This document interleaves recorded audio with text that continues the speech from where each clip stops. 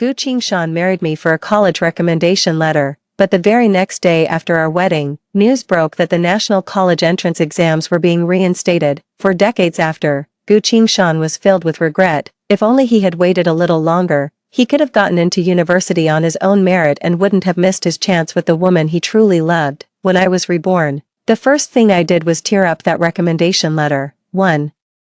The sound of paper being torn was sharp and crisp, just like my fragile, easily shattered life in my past existence. In my past life, it was this letter of recommendation for university that Gu Qingshan married me for, and I used up every last bit of my father's prestige as a war hero. The Gu family lived next door to us. They were poor, and my parents, being soft-hearted, often looked out for them. Gu Qingshan and I grew up together. He was gentle, fair-skinned, loved reading, and did well in school. Nothing like the rowdy kids in our production brigade. Falling for him felt only natural, and it wasn't long before our families arranged a marriage pact for us. I always thought we'd stay that way forever, until Songyu arrived. She was an educated youth from the city, radiant and beautiful. When she smiled, her teeth were so bright they seemed to dazzle. With just a few words, she could fluster the normally composed Gu Qingshan, leaving him blushing and utterly flustered.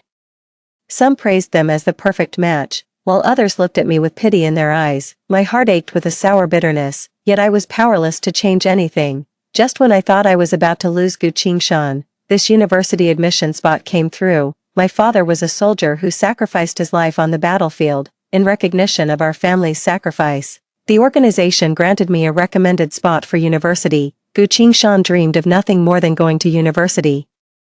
So I gave my spot to him. He promptly distanced himself from Songyu and married me. Yet for decades that followed, they never truly drew a line between them. On the very night of our wedding, he was off taking care of a sick Songyu. Gu Qingshan went off to university, while Songyu got into a college in the same city. They enjoyed a sweet campus romance, while I stayed back in our hometown, looking after his entire family. After graduation, Songyu was assigned a less than ideal job, so Gu Qingshan made her his personal assistant. Meanwhile, I was out there braving the wind and snow, hustling at a street stall to earn a meager living. Even when I was pregnant and had a miscarriage, he was by Songyu's side, helping her through childbirth and her postpartum confinement. Songyu and I took care of everything, both at home and at work, while he reaped the benefits of having two women cater to him. But Gu Qingshan was obsessed with his reputation. Even though he poured all his love and care into Songyu, he refused to divorce me. Everything he had was built on that letter of recommendation I wrote for him. He was terrified people would call him ungrateful, so he wasted my entire life and then had the nerve to blame me, saying that letter had shackled him for life. Xiaoshe, time to get to work. Gu Qingshan's voice called from outside the house. I quickly swept the scraps of paper into the drawer. It's the busy farming season, and the whole production brigade is hard at work planting the autumn wheat. Alright. When we reached the fields, everyone turned to look at us in unison. No one had expected Gu Qingshan to suddenly and formally get engaged to me, and the brigade had been buzzing with gossip for days. Songyu stared fixedly at Gu Qingshan and me, her eyes filled with a plaintive resentment. Gu Qingshan looked rather uncomfortable. The way they gazed at each other was like a pair of estranged lovers forced apart. I pretended not to notice and busied myself with my own assigned plot of land, with Gu Qingshan working beside me. Brother Qingshan, Songyu's delicate voice chimed in. Why are all the wheat seedlings I planted so crooked and drooping? Could you help me, please? Her troubled expression was truly heart-wrenching. Gu Qingshan glanced at me instinctively, then pressed his lips together. I'm not finished here yet. Find someone else. Alright then, Songyu nodded, her voice full of grievance. Then she suddenly cried out, "Ah, that hurts. What's wrong?" Gu Qingshan instinctively rushed over, asking urgently, "Let me see." Songyu clutched her pale, delicate finger, a frown creasing her brow as tears welled up in her eyes. "It's nothing, just a scratch from the wheat stalk. How could you be so careless?" Gu Qingshan reached out to take a look, but noticing the sidelong glances from those around them, he withdrew his hand. Turning to me, he said, "Xiaoshe, Comrade Songyu has hurt her hand. I'll take her to find some medicine." He used a stiff, formal form of address to mask his concern for Songyu. I muttered without looking up, continuing with what I was doing. Gu Qingshan left in a hurry with Songyu, who shot me a challenging look on his way out. "Too, Xiaoshe, I'm afraid you can't keep that man of yours in check," someone said with a laugh. "Exactly. Did you see how worried Qingshan was just now? Those wheat seedlings are more tender than a baby's skin. What kind of cut could they possibly make? You said it. Look at our hands, chapped and rough like old tree bark, and nobody gives a damn. I looked at my own rough, cracked hands and smiled. Gu Qingshan was just being overly anxious out of concern. Xiaoshe, have you set a date for the wedding yet? You'd better do it soon. Don't leave it to the last minute and run into trouble, the neighborly auntie said with concern. I said to her with a smile, not yet, no rush. What do you mean, no rush? Look at Songyu. The auntie went on and on. I didn't think about anything else, just focused on my work. These wheat seedlings were the whole brigade's hope. Next year's harvest depended on them. Right up until quitting time, Gu Qingshan and Songyu still hadn't returned. I didn't go home. Instead, I got on my bicycle and headed for the commune. I called the party organization, Uncle Su.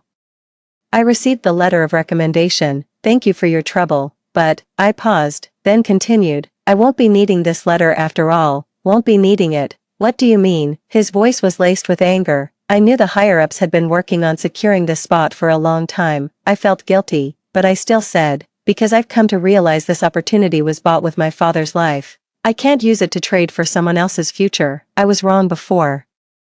Only thinking of myself. Now, I should leave this spot for someone who needs it more. There was silence on the other end. After a long pause, the voice on the other end finally replied, all right, a daughter of Wei, indeed, is no weakling. I gave a slight smile. My name is Qinshe. Actually, the name my father intended for me was Qinshe, meaning Qin era, but when registering my household registration, it was mistakenly written as Qinshe, meaning Qin stone. My dad would often say with a laugh, your name turned out to be spot on by pure chance. You're as stubborn and hard-headed as a rock. In that way, you take after me. But in my past life, I never became someone as admirable as he was, in my past life. With such a golden opportunity for university right in front of me, how could I not be tempted? I grew up in the countryside and had never seen the wider world. I wanted to spread my wings and fly out, but I gave it all up, just to let Gu Qingshan fulfill his dream. This time around, I've made up my mind. I'm going to get into university. I'm going to do what I want to do. Besides, I also wanted to see if, without that letter of recommendation, Gu Qingshan could actually get into university. And whether he and Songyu could have a happy ending together. 3. That evening, Gu Qingshan came knocking at the door. Xiaoshe, I came looking for you earlier. Where were you? He explained. This afternoon, I was just taking Songyu to the clinic. She wasn't feeling well, that's all. Don't read too much into it. I went to the commune office after my shift to ask about the letter. I said on purpose. Sure enough. Gu Qingshan's eyes lit up. So, how did it go? It should be arriving soon, right? He asked, his face full of anticipation. I kept a straight face. Not yet. The higher-up said it's not a trivial matter. It won't be decided quickly. Oh, I see. Gu Qingshan was a little disappointed, but quickly perked up. It's fine. We're getting married soon anyway. It'll be like a double celebration when it happens. I couldn't help but laugh inwardly. A double celebration? Hardly. In my past life, the very day after our wedding, news broke that the national college entrance exams were being reinstored. The look on Gu Qingshan's face at that moment is something I'll never forget. My mother says the 8th day of next month is an auspicious date. How about we get married then? Gu Qingshan asked me. The same time as in my past life. I thought for a moment and said with a smile, how about the 10th? I like the number 10. It signifies perfection. That works. Gu Qingshan agreed without much thought, nodding. I'll go back and let them know. Alright, I nodded. Alright, Xiaoshe, I can't chat anymore. I need to go check on the granary. The granary held all the brigade's farming tools and the harvested grain. It was the brigade's most valuable asset and required a nightly watch. It was a tough job that most people avoided, but it paid a lot of work points, which is why Gu Qingshan was willing to do it. He was saving up for university. I smiled as I saw Gu Qingshan off, then I went inside.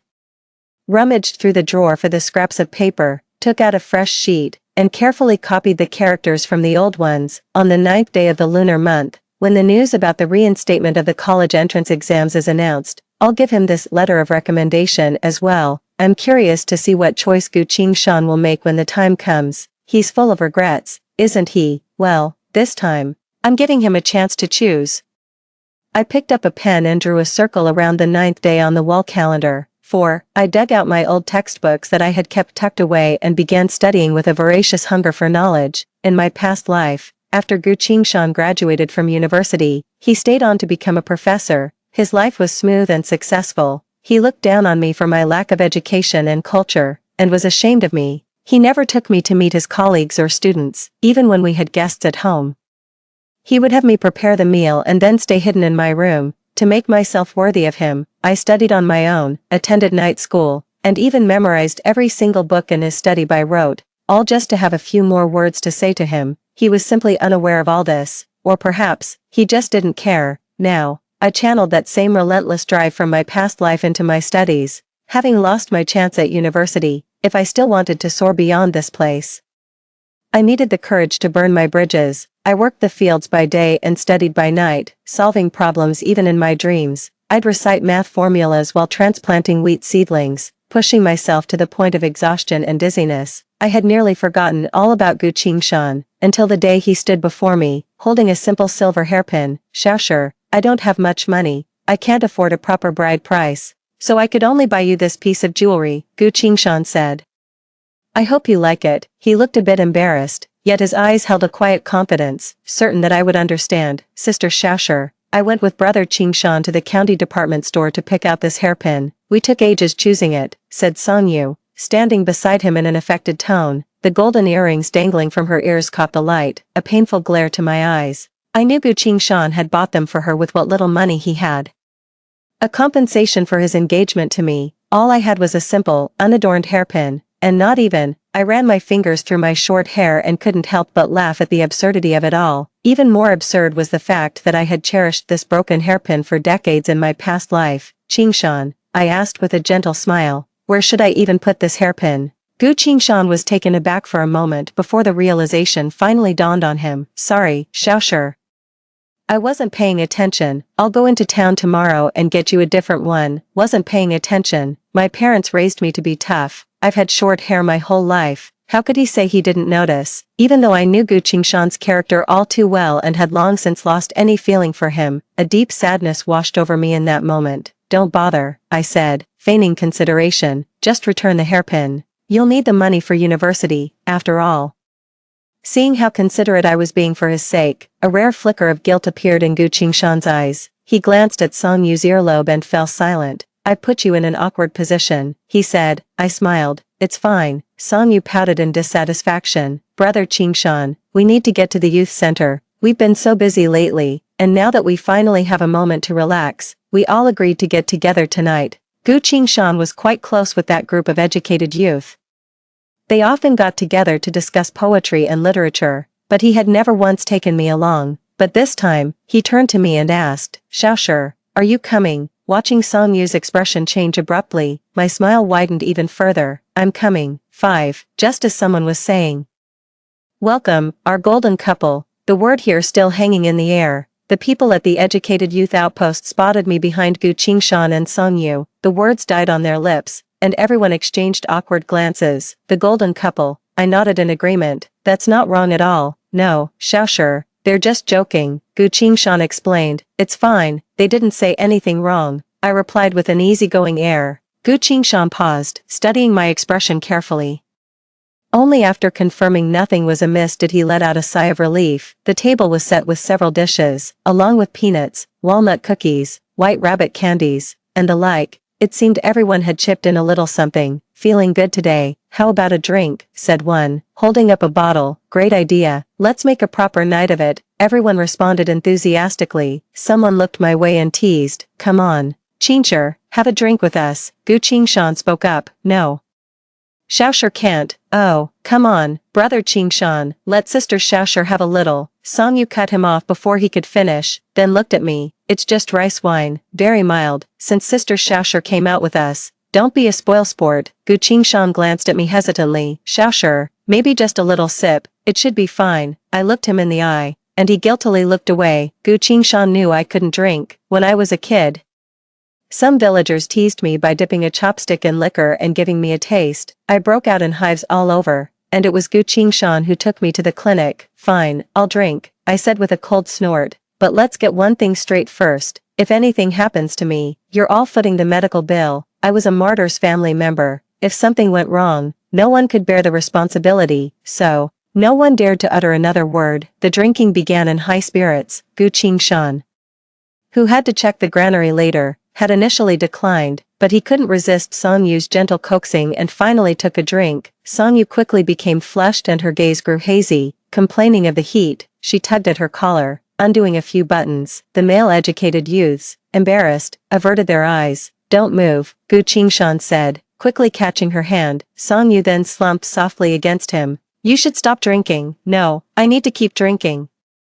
I still owe them drinks," Songyu said with a pout. "They're all picking on me." Gu Qingshan could only sigh helplessly. "Fine, I'll drink for you." "Okay." His tone was full of affection. Songyu leaned into him again, practically nestling into his arms. The two of them were all wrapped up in each other, completely lost to the world. 6. I watched their intimacy with a cold stare. It wasn't until Gu Qingshan finally remembered I was still here that he began to explain in a fluster. "Xiaosher.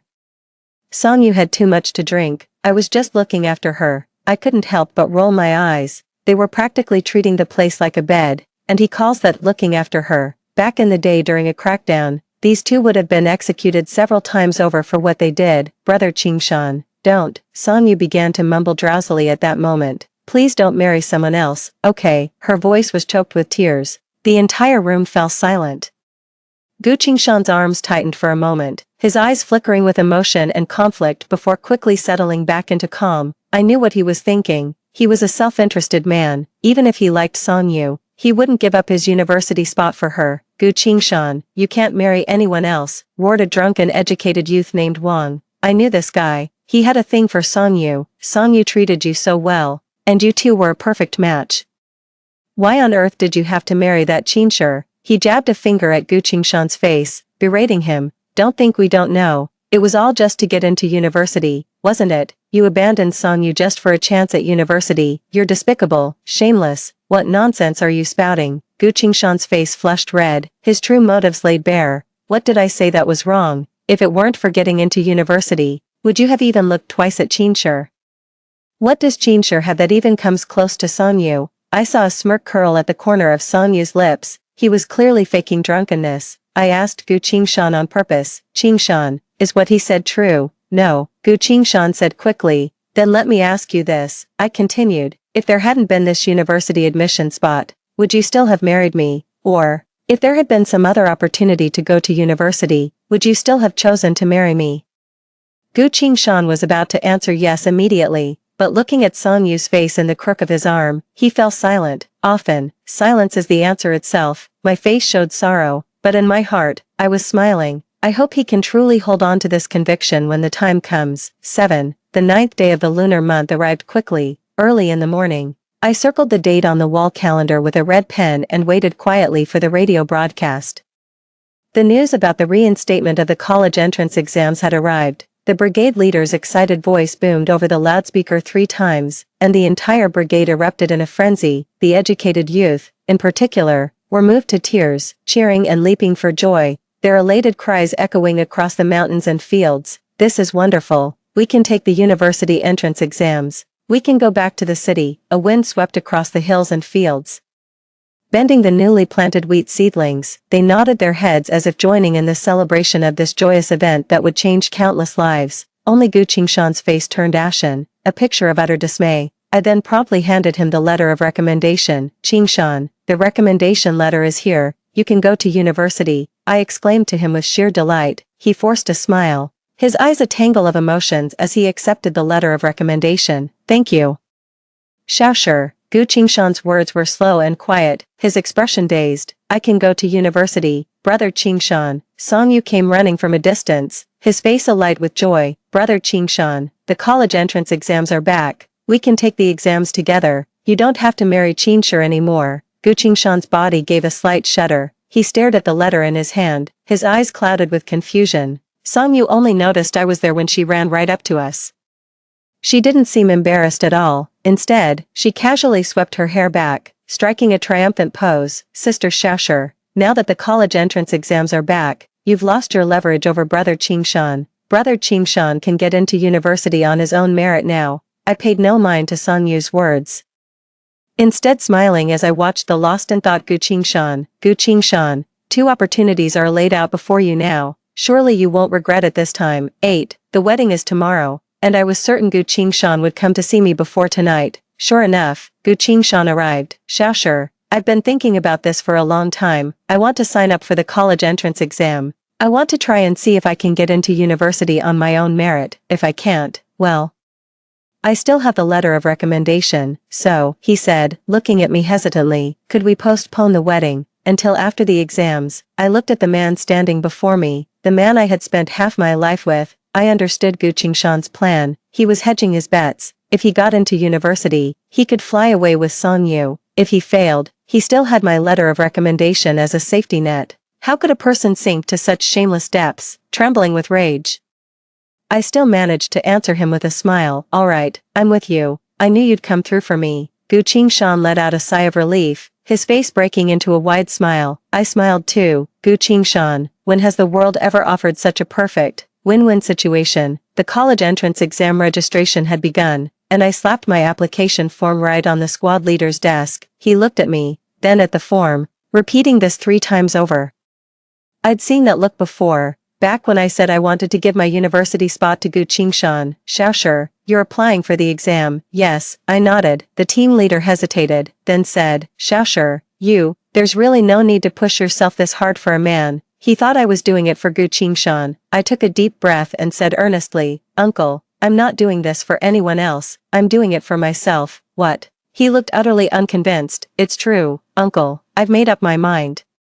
My father was a hero, and I'm his daughter. I can't be a coward, I said, enunciating each word clearly. There was never a chance before, but now the opportunity is right in front of me. I have to seize it. Don't worry, I won't let my father down. The brigade leader was taken aback for a moment. He took a couple of puffs from his pipe, then, without a word, signed the application form and stamped it with his red seal. Study hard. He patted me on the shoulder. I will, I nodded emphatically. The chance to take the college entrance exam was right in front of us. Even with only a month to prepare, everyone was determined to give it their all, and anyone who could sign up did. With farm work keeping us busy all day, there was little time to study, so, the production brigade set aside an empty room for us, forming a special exam prep class where the kerosene lamps burned until dawn. Carrying my books, I joined the study group too. 9. Everyone looked at me in surprise, Gu Qingshan included. Song Yu was incredulous. Sure, you're going to take the college entrance exam too. If you can take it, why can't I? I shot back. I'm over 18, I have a high school or technical secondary school diploma, I'm physically and mentally healthy, and my moral character is sound. Which of those requirements don't I meet? What gives you the right to say I can't take the exam? Song Yu was stumped by my question and couldn't muster a retort. Gu Qingshan seemed to have an epiphany. Sure, I know. You're only trying to get into university for my sake. You don't know a damn thing. Suppressing the urge to curse, I opened my book. Wang Jiqing, who sat in front of me, turned around. His eyes lit up when he saw the book in my hand. Sure, let me borrow your book. You're just putting on a show anyway. It's not like you're actually studying. Textbooks and other study materials were the hottest commodities at the time. My book was well kept and new, so he immediately set his sights on it. Quite a few others nearby were also watching with keen interest. I looked up at him. What makes you think I'm not going to study? He scoffed, curling his lip. With your level, what could you possibly learn? You'd just be making up the numbers. What a waste of a textbook in your hands. Better to put it to good use. Besides, you don't even need to get into college. With your dad backing you, you'll end up better off than all of us anyway. My expression turned cold. Oh really, so?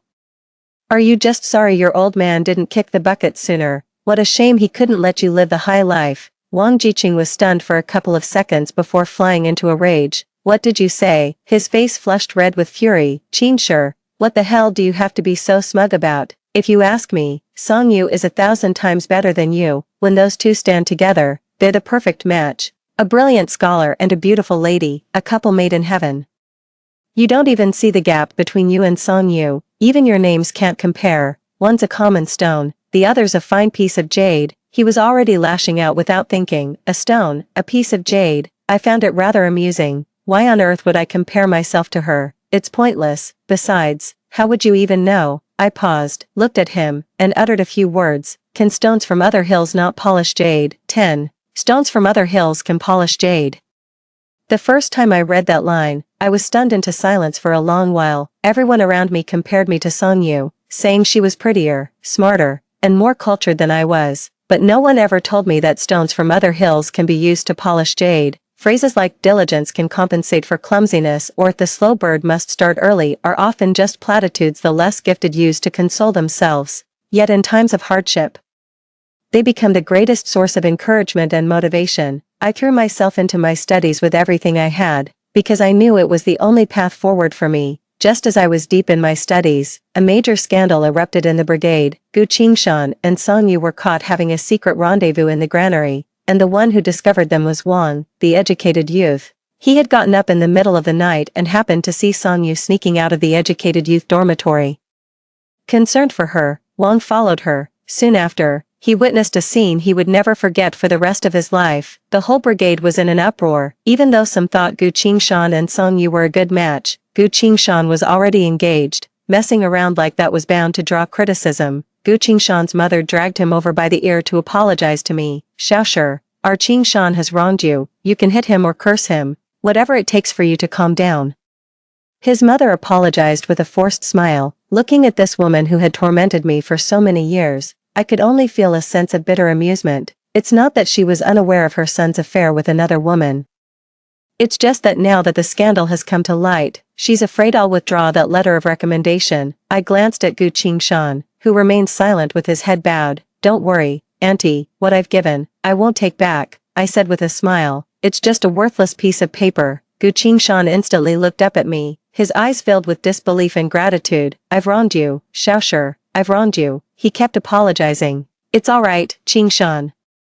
I know you don't have feelings for me. Forced affection isn't sweet. Let's just call off our engagement. Upon hearing this, Gu Qingshan shed crocodile tears. His mother, however, was overjoyed. I knew she had always preferred Song Yu. In my past life, she often used him to belittle me. After the two of them left, someone else arrived. It's all true, said Wang Jiqing, utterly devastated. A smile spread across my face. What a coincidence, hardly. I was the one who told him that Gu Qingshan and Song Yu often met in secret at the granary. As for how I knew, Song Yu had bragged about it right to my face in a past life. With the college entrance exams just around the corner, I had no energy left for Gu Qingshan's games. It was best to call off the engagement sooner rather than later. I gave his shoulder a pat. Don't dwell on it. Just focus on preparing for the college entrance exam. He nodded blankly, just as I was about to close the door.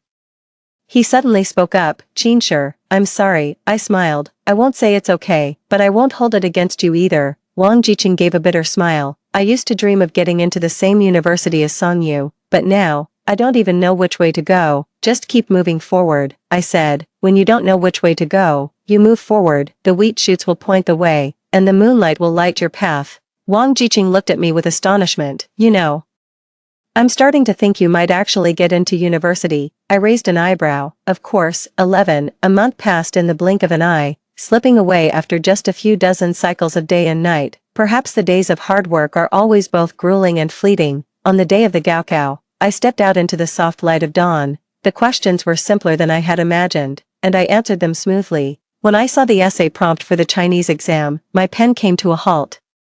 Science is fraught with obstacles, but perseverance will see you through. The topic was about technological progress. After some thought, I poured my heart into writing an essay, filling it with descriptions and visions of a future society. In that blend of reality and imagination, it felt as if I had also written about the world I had already seen. At that time, I never imagined that the word science would become the thread running through the entire tapestry of my life.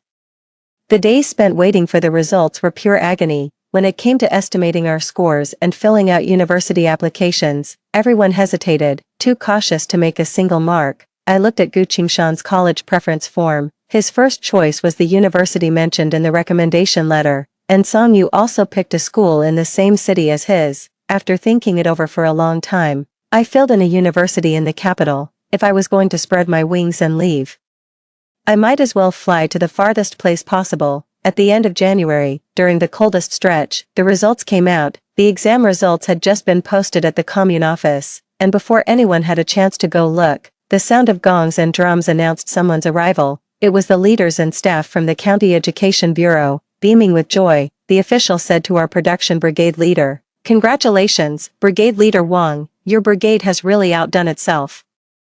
You produced a top scholar in this year's college entrance exams. A top scholar. The squad leader was stunned, and so was everyone else. Brother Qingshan, you're the top scholar. Song Yu was the first to shriek. You're amazing. Gu Qingshan's look of confusion and shock instantly transformed into ecstatic joy. Me, I'm the top scholar, he asked, pointing at himself. Still unable to quite believe it, of course, Song Yu affirmed. You're the top performer in our brigade.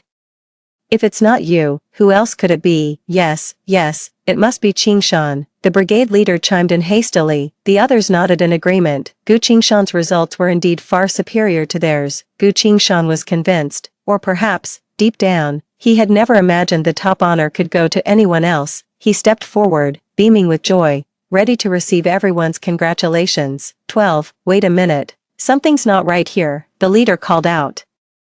Stopping Gu Qingshan in his tracks with a frown. This is a female top scholar. A female top scholar. Everyone's eyes widened, exchanging bewildered glances. Who could it possibly be? Gu Qingshan's smile froze instantly. He looked at Song Yu. Xiao Yu, are you the top scholar? Song Yu was immediately overwhelmed and flattered, unable to believe it. Me, of all the girls, you have the best grades, so of course it's you, Gu Qingshan said, a hint of bitterness in his voice. I just never expected you to do this well on the exam. I didn't expect it either, Song Yu stammered, overcome with emotion. No, the official said, waving his hand again, and it's not someone named you, is it? The top female scholar is Qingshan. I remember that very clearly, he stated with certainty. The words hit like a thunderclap out of a clear sky, shattering everyone's composure and leaving them with utterly stunned expressions. My heart gave a jolt. I came in first place. I felt like I was in a dream, nearly stumbling to the ground, and could only take deep breaths to calm myself down. Qingshan, the squadron leader was the first to react, swallowing hard before saying, could there be some mistake? How could there be a mistake? The superior said with displeasure. Squadron leader Wang, the top scholar came from your squadron, why don't you look very happy about it? Happy? Of course I'm happy. The squadron leader still looked a bit dazed as he murmured. I'm just so happy I don't know what to do with myself. Impossible, Song Yu shrieked again. How could it be Qingshan? How could she be the top scholar? There must be a mistake. There has to be. All traces of her usual gentle, placid demeanor were gone, replaced by a contorted, almost savage expression. Gu Qingshan was equally unwilling to believe it. Right, it must be a mistake. How on earth could Qingshan be the top scholar? The fact that I was the top scorer was even harder for him to accept than if he hadn't been. What do you mean, possible or not? The leader finally said sternly. This year's college entrance exam was fair, just, and transparent. This top scorer earned it through genuine merit. There's nothing dubious about it. If you have any complaints, you can go to the city office to review the exam papers. While you're at it, take a good look at the gap between your own performance and theirs. After the reprimand, the leader handed me the congratulatory notice with a kindly expression. The team leader patted my shoulder in a daze. You really meant what you said, kid. I stared blankly at the good news in my hand. No one expected this. Not even me. I actually came out on top. I actually scored higher than Gu Qingshan and Song Yu. Only now am I forced to admit that I've been holding on to a grudge all along, a lingering resentment from my final moments in my past life. Gu Qingshan looked down on me. Song Yu looked down on me. Everyone looked down on me. At this very moment, I finally found peace. I can do what they can do, and I can even do it better. Tears welled up in my eyes as I laughed and cried. 13. Gu Qingshan's exam results were mediocre. Only good enough for a run-of-the-mill technical college. Song Yu didn't fare much better. I heard from Wang Jiqing that after staring at his transcript in a daze for a long time, Gu Qingshan suddenly ran home, then borrowed someone's bicycle and sped out of the brigade. He wouldn't be questioning his results and going to have them rechecked, would he? Wang Jiqing wondered aloud. I smiled without saying a word. I know what Gu Qingshan is up to. He took that letter of recommendation to the Education Bureau. It's the escape route he prepared for himself. However, his plan is doomed to fail. Sure enough, Gu Qingshan returned quickly. He found me with a face full of fury and demanded, Xiaoshi, tell me, why did the officials at the Education Bureau say my letter of recommendation is invalid? He was struggling to contain his anger. Still clinging to a faint sliver of hope, I blinked. Maybe because the letter was a fake to begin with. Gu Qingshan's eyes widened slowly. What did you say? I said, the letter of recommendation you have is a forgery. I told him, enunciating each word clearly. didn't you say you wanted to get into university on your own merit? Then what do you need the spot for? It should obviously go to someone who needs it more. Oh, right. I fished something out of my pocket and flung it high into the air. This is the real letter of recommendation, not that it matters anymore. The confetti fluttered down to the ground, just like Gu Qingshan's shattered hopes. His eyes were wide with fury, fixed on me, his entire body trembling. You lied to me, Qingshe, you lied to me, Gu Qingshan roared, the veins on his forehead bulging. I shrugged. Weren't you lying to me too? Pot calling the kettle black. Gu Qingshan, you said you could get into university without a recommendation letter. I gave you the chance. But you just weren't up to the task. I laughed until tears streamed down my face. The one thing Gu Qingshan regretted for a lifetime in his past life, he still failed to achieve it, so, the only person he can blame is himself. 14. I got my wish and went to the capital for university, even becoming a student of a physics authority that Gu Qingshan, in his past life, could only dream of studying under. In my past life, I never imagined that one day, I too would enter university like Gu Qingshan. Dedicating myself to academic research and shining brightly in my field, times have changed. I am a completely different person now. I became so immersed in the ocean of science alongside my teacher that I lost all track of time. I've heard a bit about what happened to Gu Qingshan and Song Yu later on. They attended a technical college in the same city, spent a few blissful years together, got married after graduation. But then Song Yu left within 2 years of the wedding. The reason was simple. They had no money. In his past life, Gu Qingshan was a successful and respectable man who made good money. Song Yu was naturally content to be his devoted confidant for decades, but now, Gu Qingshan's assigned job after graduation only paid a meager, fixed salary. Song Yu endured it for a while, but ultimately couldn't stand the hardship. She ran off with a self-made businessman who had struck it rich. Furious and humiliated, Gu Qingshan went to confront Song Yu. On the way, he was hit by a bus. Rumor has it that after he woke up from the accident, he became a bit odd and started acting strangely, his mind not quite right, but I only heard about these things in passing and didn't pay them much mind, that is, until Gu Qingshan appeared before me. Qingshe, he said, staring at me with an intense, strange look in his eyes. What are you doing? I frowned as I looked at him. He was disheveled and unkempt. A far cry from the Gu Qingshan in my memory, who was always so meticulous about his appearance. But that look in his eyes, I pressed my lips together, saying nothing. It was exactly the same look Gu Qingshan had in his previous life. How could you possibly have gotten into university, and Kyoto University, no less? Gu Qingshan stared at the white lab coat I was wearing, muttering in disbelief. This coat was meant for me. He looked somewhat unhinged. My heart jolted. It was indeed that Gu Qingshan. No, you're not Qingshe. He suddenly roared, shaking his head frantically. Qingshe isn't like this. She was uneducated, uncultured, and ill-mannered, crude and savage. All she ever did was huff and puff with housework at home, always covered in dust and grime. She wasn't anything like you. He was desperately denying everything he saw, still trapped in the delusions of his past life. What on earth are you babbling about? I said calmly. If your mind's not right, go see a doctor. I don't have time for this nonsense.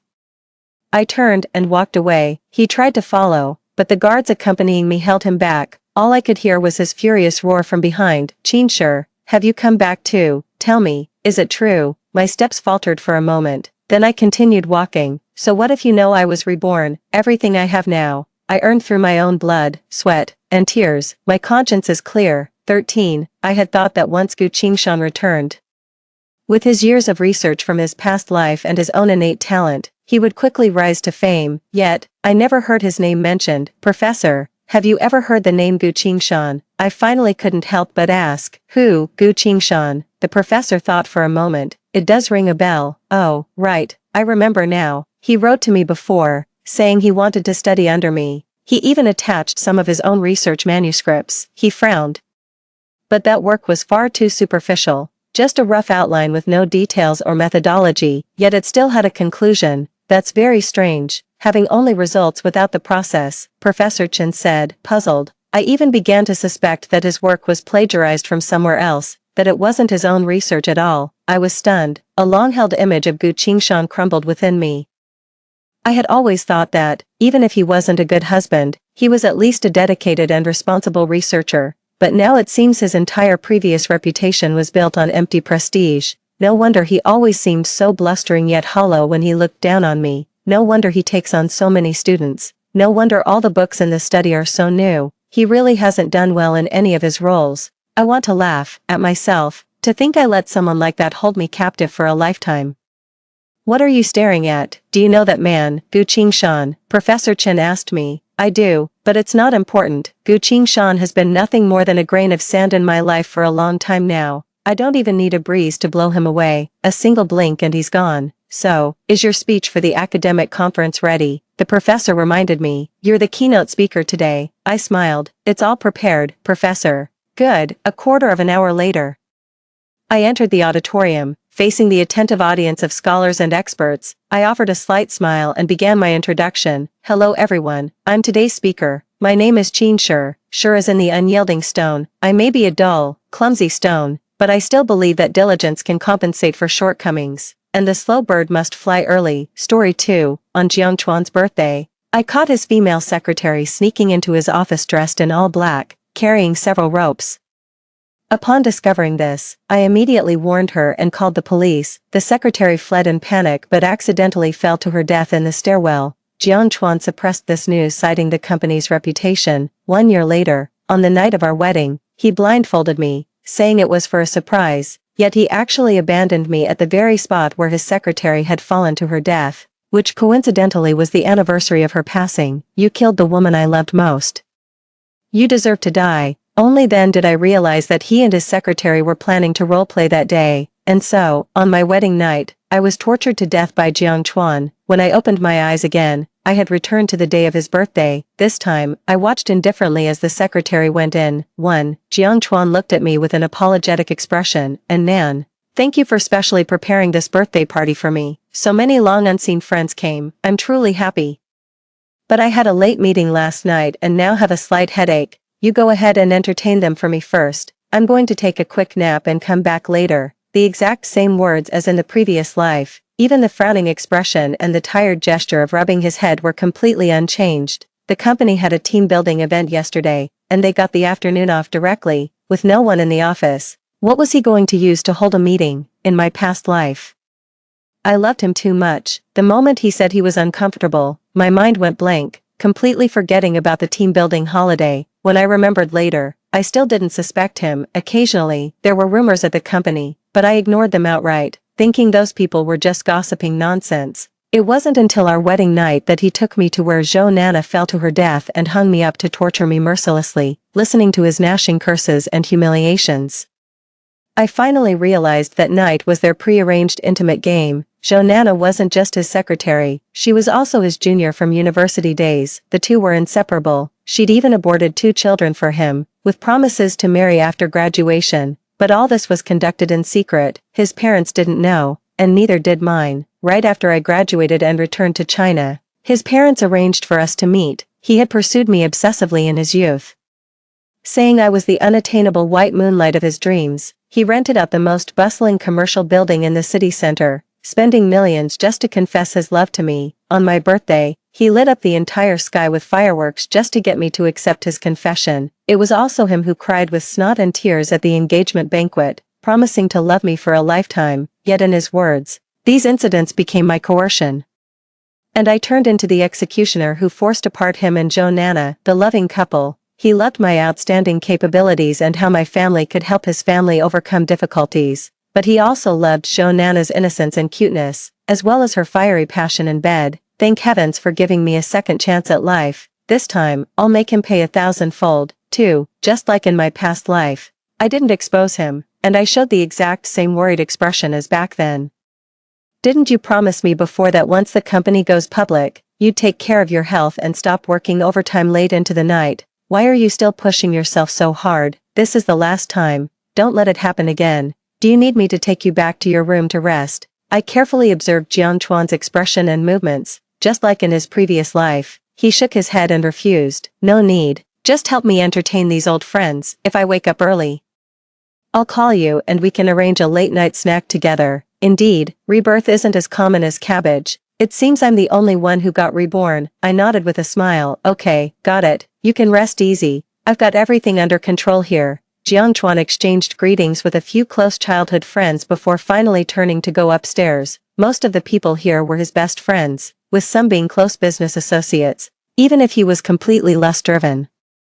He knew better than to breach etiquette at a high-profile banquet like this. Joanna appeared to be chatting and laughing with those around her. In reality, her peripheral vision was entirely fixed on Jiang Chuan. The moment he left, she immediately went to the restroom and changed from her white gown into a black pantsuit. This time, I didn't follow out of concern. Instead, she smiled and tapped a spoon against a champagne glass, drawing everyone's attention in unison. Today, I'm delighted we've all gathered to celebrate Jiang Chuan's birthday. Unfortunately, due to his heavy workload recently, he's feeling unwell and has retired to his room to rest, but I prepared a romantic fireworks display for everyone. In 10 minutes, please follow me to the rooftop to enjoy the show. Instantly, everyone's eyes lit up with excitement. No one doesn't love romantic fireworks. In my past life, I also prepared fireworks, blue fireworks prepared half a year in advance at great expense, but in that past life, Joanna fell to her death. Although the news was suppressed, I couldn't bear it and cancelled the fireworks. In this lifetime, no matter who dies, the fireworks will go on. 3. The drama of catching an affair becomes livelier the more people watch.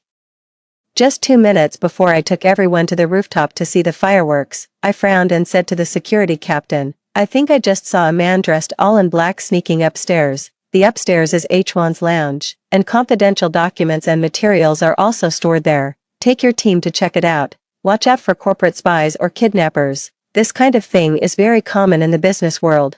The security captain immediately became serious and nodded. Miss, I'll take my team up to investigate immediately. I guarantee not even a fly could escape. I nodded in satisfaction. After seeing them upstairs, I adjusted my hair and dress, then gracefully led a group of friends to the rooftop to enjoy the fireworks. With so many people, the elevator would take several trips, so our group naturally took the spiral staircase up. Coincidentally, we saw security personnel in uniforms opening Jiang Chuan's room. A woman's moans immediately spilled out. Ah, Chuan, be gentler. I can't take it anymore. You're really bold. Your fiancé and best friend are downstairs, yet you dare to play cosplay with me. Aren't you afraid of getting caught? Jiang Chuan's voice was deep and somewhat excited. If you hadn't been so provocative, sending me that video without panties, would I be this desperate? What are you afraid of? They're all downstairs drinking and dancing. Song Annan will take good care of them for me. You'd better stop worrying about them and start worrying about yourself. My birthday wish is to fuck you to death, you slut. The soundproofing in the mansion was excellent, but that was only if the door remained closed. Once opened, the sounds inside would escape. Everyone had been chatting and laughing quietly, but upon hearing those sounds, they all fell silent, even their footsteps stopping. The security captain's hand pushing the door froze mid-air. Everyone turned to look at me in unison. At this moment, my acting skills reached God tier. First I stood frozen in place, then my hand clutching the skirt began trembling slightly, until finally my eyes turned completely red, biting her lip, as if muttering to herself, impossible, this is fake, it must be fake. With that, she broke into a jog and pushed open Jiang Chuan's door directly. Footsteps sounded behind as everyone else followed suit. Two pale figures were coupling in front of the mirror, the sight searing into my eyes. I screamed in fury, Jiang Chuan, Joanna, what are you two doing? 4. No wonder they didn't hear the commotion. The fragrance of incense filled the room as the soulful sound of saxophone music swirled through the air, creating an enchanting and emotional atmosphere. Jiang Chuan, who was in the midst of a sprint, suddenly raised his head upon hearing the noise and saw a large crowd standing at the doorway. Instantly, his vigor withered beneath him. He hastily picked up the clothes from the floor to cover Joanna, but there were none to be found, leaving him no choice but to pull the nearby curtain around their naked bodies. His voice trembled as he spoke, and, listen to me, this is all a misunderstanding. I quickly stepped forward and slapped him hard several times, instantly swelling his face. My freshly done nails also scratched the corner of his mouth, making him look pitiful and disheveled. I was trembling with rage. The facts are right in front of me. Do you think I'm blind, Jiang Chuan? Have you no conscience? When your company had financial problems, it was my parents who sold several plots of land and took out bank loans to revive your business. You said you hadn't seen old friends in a long time, so I contacted them 3 months in advance to prepare your birthday party, just to give you a surprise. In elementary and middle school, you wrote me love letters for 9 consecutive years. After I returned to China, you even publicly confessed and proposed, saying you loved me and dreamed of marrying me, yet we were only engaged for 6 months before you cheated. Are you even human? You're nothing but a beast. These words perfectly match what a mistress would say when catching someone cheating in public. Jiang Chuan hung his head, too ashamed to speak. Jiang Chuan's mother flushed red and spoke apologetically. Nan. Jiang Chuan was completely in the wrong here. He not only let you down but also made us lose face entirely. No matter how you choose to punish or scold him, it's justified, but don't let anger harm your health. I didn't respond, just kept my head down and wiped away tears incessantly. My mother held me in her arms, her heart aching for me, seeing that I hadn't expressed my stance. Jiang Chuan's mother knew the anger in my heart hadn't subsided. She couldn't bear to hit her own son, so she grabbed Zhou Nana's hair and slapped her hard, cursing while beating her. You knew my son was engaged, yet you still seduced him, you shameless slut. I know your type too well. Just after my son's money, willing to sell your body for it. I'll go ask your parents how they raised such a disgraceful daughter. Hearing this, Zhou Nana panicked. Don't tell my parents. Before she could finish speaking, Aunt Jiang slapped her several more times viciously. Jiang Chuan's lips trembled slightly, but in the end, he swallowed his plea. Thought he loved her so much. Turns out he's even more fragile than I imagined. What a spineless man. 5. Zhou Nana knew Aunt Jiang did all this just to appease me. Then suddenly, she dropped to her knees before me. Sister Annan, I'm sorry. It's all my fault. I couldn't control my feelings and seduced President Jiang. But it was just an accident. I never meant to ruin your relationship. I'll resign tomorrow and promise never to appear before you again. Please beg Mrs. Jiang for mercy on my behalf and don't tell my parents. They're just simple rural folks who struggled to put me through college. If this gets back to our village, they won't be able to face people anymore, and I'll be disowned. You're a woman too, must you be so cruel? Because I'm usually very easygoing and approachable, so even the other woman can morally blackmail me now. Mom's face turned pale with anger as she scolded. What? Does the other woman actually have a point now? Is she something special? If only you had considered that Jiang Chuan was already engaged back then, and hadn't done such things to seduce a married man, none of this would have happened today. Everyone must take responsibility for their own actions. Zhou Nana remained silent, only kowtowing desperately. They didn't stop this scene, betting on my soft heart to forgive Jiang Chuan. My lips pressed tightly, brow slightly furrowed, appearing to struggle with hesitation while actually holding back laughter. For a mistress who knowingly becomes the other woman, I feel no pity. This is entirely self-inflicted. Only after admiring for quite a while did I slowly speak up. Stop kowtowing, I forgive you. As soon as the words landed, Zhou Nana stopped kowtowing, a slight smirk curling at the corners of her mouth. A glint of triumphant calculation flashed in Jiang Chuan's and his parents' eyes. They're betting on my kindness. My parents looked hesitant, though they didn't agree. They didn't stop me either. The greatest love they gave me was allowing me to be myself. Jiang Chuan couldn't wait to pledge his loyalty. And Nan, I swear I'll treat you well from now on, and I'll never betray you again. I forced a bitter smile and shook my head. No. I can no longer trust you. I feel like a complete joke. Tomorrow I'll announce in the papers that we're calling off the engagement. I'll return all the family stocks you gave me when we got engaged. And please return the seaside villa and luxury cars my family gifted you. I won't keep a single thing. Though our relationship is over, it won't affect our parents' friendship or the company's collaborative projects. Consider this the last thing I'll do for you, from now on.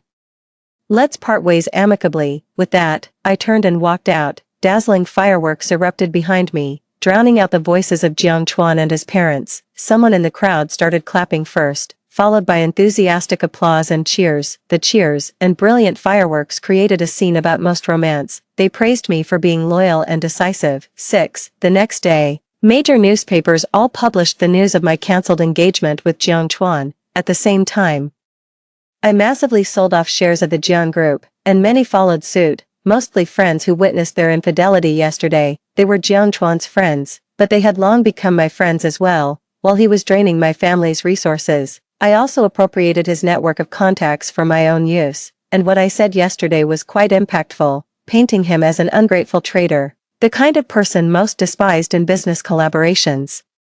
The once thriving Jiang Corporation stocks plummeted, losing $1.7 billion in market value that very day. Jiang Chuan couldn't sit still anymore and ordered 999 roses to be delivered to my office. And Nan, today marks our 3-year anniversary. I've reserved the revolving restaurant for a romantic candlelit dinner tonight. I remember you mentioning your grandmother likes jade Buddha heads. My mom searched through all the auction houses and her contacts, finally finding a top-quality emerald Buddha head with exceptional color and translucency. Your grandmother will love it. I'll bring it to you tonight. A top-quality emerald Buddha head costs at least a small fortune. He's really going all out this time, but I'm not interested in anything except his life. Sorry, I'm very busy with work today and don't have time to eat. As he spoke, he handed over all the stocks and property his family had given as engagement gifts. Since you're here, just take it directly, otherwise, we'd have to send someone to deliver it later, which would be troublesome. When are you going to return my family's stocks? Jiang Chuan began to plead, and Nan, can't you really forgive me this time? It was truly an accident yesterday.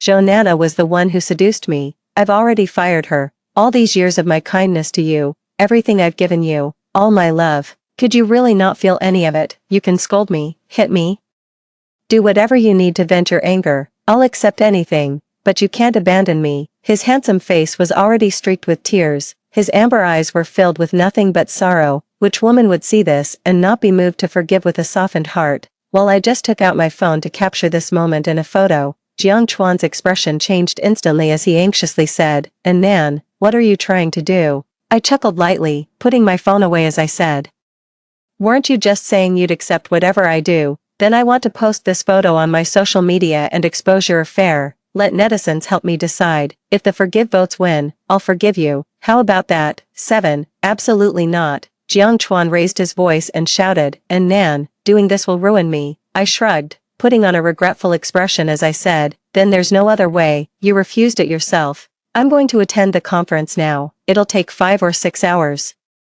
If you want to stay here, feel free to do so. After speaking, he took the documents and walked out. Jiang Chuan's face turned red with anger, gritting his teeth as he said, and Nan, are you really not willing to give me another chance? I turned back and gave him a cold glance, as if looking at a dead man. No. When I returned to the office after the meeting, Jiang Chuan had already left. The $9.99 fresh and delicate roses weren't taken away, so I arranged for the assistant to give each female employee 2 during afternoon tea. After all, no matter who sent them, roses are always beautiful. After finishing all this, I stretched comfortably and began editing the 15-minute video down to 3 minutes, also adding mosaic effects. Zhou Nana is truly useless. Even after being put on stage yesterday, she couldn't perform well and failed to rise to the occasion. Then I'll just have to help her myself. Half an hour later, the top 3 spots on the trending list were completely dominated. Hashtag Top Tycoon Young Master Jiang and his personal secretary battle it out for 300 rounds. Hashtag Billionaire Heiress of the Song Group suffers heartbreaking betrayal. Hashtag Blue fireworks are truly breathtaking. Hashtag The comment section was buzzing even more, with all of Jiang Chuan and Zhou Nana's information being dug up. Some even compared all the information and data between me and Zhou Nana, from education, height, figure, to facial features and zodiac signs. I won in every aspect, especially the clean and decisive breakup at the end, which was simply awesome, earning me the title of Breakup Queen. The Jiang family began vigorously debunking rumors, claiming everything was false and threatening legal action. They simply looked down on Zhou Nana's humble family background, now further tarnished by scandal, with no redeeming qualities. She had become a laughingstock in their circle. The wealthier and more powerful people are, the more calculating they become. Their children must bear responsibilities alongside enjoying privileges. This was why Jiang Chuan maintained a secret affair with Zhou Nana in their past life. In that case, I'll give them one last favor. I hired a private investigator to dig up all the hotel check-in records and intimate videos of Jiang Chuan and Zhou Nana from their high school and college days. TSK, over 30 pages of hotel records. Not to mention their outdoor escapade in the parking lot, the half hour together in the fitting room while shopping for lingerie, and even at the movie theater. Couples who never forget to cosplay even in public must be even wilder in private. 8. The cease and desist letter from the Jiang group became a laughing stock, with me spending money to boost its visibility. This scandal became known to everyone. Under these circumstances, Jiang Chuan's parents had no choice but to consent to their relationship, no matter how opposed they were. After all, mutual affection sounds much better than being caught in bed, doesn't it? So they held another press conference. Jiang Chuan and Zhou Nana held hands tightly, looking exceptionally sweet. I apologize for occupying public resources. I'm here to clarify the false information circulating online. My marriage to Song and Nan, the heiress of the Song Group, was a business arrangement demanded by our parents. In reality, we had already broken up long ago. The allegations of infidelity are completely false, and I reserve the legal right to pursue action against those spreading these rumors. I urge everyone not to spread or believe in such baseless claims. I am deeply grateful for everyone's support in helping me successfully marry the woman I love, Jonana. Our engagement ceremony will take place in 2 weeks. To many, Jonana may seem like an utterly ordinary girl, but to me, she is the sun, so warm and kind. She pulled me back from the brink of despair. She is my salvation. I love her more than my own life. This script is excellent. It perfectly fits the public's perception of a wealthy, devoted man, while Jonana embodies the kind-hearted Cinderella. They are running towards each other, and also redeeming each other. Their plummeting stocks began to soar again, showing a continuous upward trend. If the Jiang family hadn't returned the stocks and assets my family gifted during the engagement in advance, and additionally sent over an emerald Buddha head worth a small fortune, I would have definitely ruined this press conference. Mom said while stroking my hair with some heartache, "Silly child, you've suffered so much injustice in this matter. You don't need to compromise and yield just because of our relationship with their parents. The reason your father and I work so hard in our careers is precisely so you won't have to suffer any injustice." I sighed helplessly and said seriously, "Mom, I've told you hundreds of times, I really wasn't wronged. The reason I conceded is that they offered me sufficient benefits, although we helped Jiangchuan's company initially, when our family faced decision-making problems later. Their family also pulled us through. The collaborative projects between both parties were mutually beneficial. From a business perspective, commercial interests take top priority. Their compensation was adequate, and by capitalizing on this wave of traffic, our new product launch directly went viral domestically, leaving competitors far behind. Privately, Jiangchuan has become a laughingstock in the industry, with many voices within the company opposing him.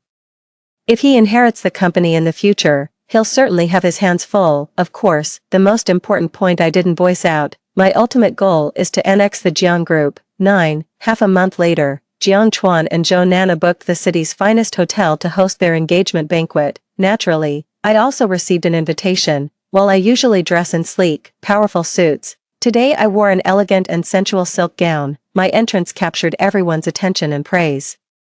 Jiangchuan's eyes were filled with admiration, and I responded with a faint, knowing smile. "Congratulations, congratulations, wishing you a lifetime of happiness together." Jonana took a step forward, blocking Jiangchuan with a triumphant expression as she spoke. "Sister Annan, thank you. Both Chuan and I have received your blessings. Thank you for stepping aside, otherwise Chuan and I wouldn't have been able to become a couple. You're a completely different person from the one who knelt on the ground begging me to return to my original form," I said with a half-smile. "You're welcome, as long as you're happy." After speaking, she gracefully entered the banquet hall. In my eyes, Jonana is nothing more than an insignificant nobody. Even if Jiangchuan hadn't cheated with her, there would have been countless Nana, Chin Nana, Lu Nana waiting in line. Yet she clings to me like a persistent stray dog. The moment I stepped into the restroom to touch up my makeup, she followed right behind me. She even flaunted the 10-carat diamond ring on her finger. "Sister Annan, isn't this diamond ring on my hand beautiful? Because I love pink. Chuan specially picked this pink one for me, and because I prefer Western-style weddings." He refused his mother's request for a traditional Chinese wedding. For me, he can defy his parents and even the whole world. I'm not saying these things to show off or provoke you. I just want to make it clear that you and Chuan are history. I'm his fiancé now, and I hope you'll keep your distance in the future. After leisurely reapplying my lipstick, I finally spoke with a mocking smile. "Is Jiangchuan really that stingy? The diamond ring he gave me was directly passed to you after I returned it. As for this wedding, if he truly loved you, he would have held it in a centuries-old castle abroad." When I mentioned liking vacations, he spent a fortune buying me a private island for my leisure. "Don't worry, he'll probably gift you one soon too." About the distance, you'll have to discuss that with Jiangchuan. "Oh, let me show you something interesting." After speaking, he took out his phone and showed her the photos from days ago when he went to her company with flowers, begging for reconciliation while crying bitterly. Jonana's face turned red with anger. She originally wanted to humiliate me and reclaim the shame of her past kneeling, but ended up being crushed by me once again. I added with a smile, twisting the knife, "Don't treat me as an imaginary enemy. I don't look back at trash I've already thrown away. If you want to keep your position secure, you'd better watch out for other women. After all, someone who cheats once will cheat countless times. 10. Jonana was absolutely furious with me. She didn't even care about the setting and shouted angrily, Song Anan, you vile woman, Jiang Chuan doesn't truly love you, he's only with you because your family's wealth can help his family through their difficulties. He told me himself that he detests arrogant workaholics like you who lack any feminine charm. No man could ever love someone like you. Her voice was loud, so loud that everyone nearby heard, including Jiang Chuan who was having tea and discussing projects in the next room. He rushed over suddenly and grabbed Jonana, who was about to continue speaking. Enough, Jonana, shut up. Then he apologized to me with a look of remorse. I'm sorry, Annan, I smiled faintly, unconcerned. It's fine, she probably had too much to drink. Free-spirited people are quite endearing. The contrast between the two makes it clear which is superior. The others looked at me with even greater admiration, and I seized the opportunity to chat with them. Snatching several new research projects from his hands, the future era undoubtedly belongs to new energy, and the Jiang Group has shown remarkable foresight by investing in RD early on. Back then, I thought since we'd get married eventually, there was no need to spend money on redundant projects, but now it's different. I must get a piece of the scientific research pie, and not just the leftovers either. I want a seat at the table. On stage, Jiang Chuan knelt on one knee, pouring his heart out in a romantic proposal to Jonana. I secured one project after another from the audience. 3 days later, Jiang Chuan, dressed in formal attire, was already waiting early in the conference room for the new energy battery partner to sign the contract. To secure this project, they spent over half a year and expended countless financial and material resources. In the end, he waited until dark, but the partner never showed up. The next day, I saw the ribbon-cutting ceremony with our partners on TV. He called me angrily, Song Anan, what do you mean? You clearly knew the new energy project was our company's key initiative, yet you poached it. You were the one who wanted to break off the engagement, and we gave you sufficient compensation. What more do you want? I let out a light laugh and mocked. When I see a profitable project, of course I'll take it. What kind of businessman would I be otherwise? Might as well be a philanthropist. I gave up the new energy project to you back then out of love. Now I'm taking it back with my own capabilities, proof that the water in my brain has finally drained out. Jiang Chuan was so angry he gritted his teeth. I'll give you the 2 plots of land in the west of the city, and you return the project to me. You know, I've been working tirelessly on this project for over half a year. It's extremely important to me. Those old fossils at the company already have it out for me. I'm counting on this project to turn things around. Song and Nan, you can't do this to me. You'll really ruin me. I let out a cold laugh. Do I really need to teach you such a basic principle as survival of the fittest? It wasn't me who destroyed you, but your own stupidity. With that, they hung up the phone directly, followed by the full-service package of blocking and deleting. Ruining him was just the appetizer. The real show is just beginning. 11. The Jiang Group has suffered a devastating loss in new energy technology. It's like a fish losing water, or a bird losing its wings. They'll survive, but barely clinging to life. Because of this mistake, Jiang Chuan was expelled from the board of directors, once a high-flying top-tier rich second generation. He is now ridiculed by everyone as a fool who can't control his lower half. The glory that once followed my family is now matched only by how miserable things have become. Jonana is having an even harder time. Aunt Jiang blamed all of this on Jonana, calling her a jinx and an unlucky wretch, either nitpicking and verbally abusing at home, or secretly scheming to make her quarrel with Jiang Chuan. And I occasionally post photos of buying luxury cars, jewelry, and designer bags, sharing them in WeChat moments visible only to her, so she started retaliatory spending. After all, she's the established elite Mrs. Jiang outside. She doesn't even need to swipe cards, just sign the bill directly. Now, the conflicts in their family have escalated even further, making the household atmosphere even more toxic. I'll occasionally tip off the paparazzi to expose their family scandals, while subtly dropping my name in the mix. This way, we can save a ton on the new product's promotional budget. Dad is usually stern and rarely cracks a smile, a very serious man, nowadays. No matter the occasion, he's all smiles, brimming with pride whenever he mentions me. Our Nan truly has remarkable capabilities. Our company struggled for 2 years without success on the previous maritime project, yet she took it over and secured it within just 2 months of joining the company, opening 3 new routes and establishing 7 overseas branch offices. I don't know where she gets all that energy.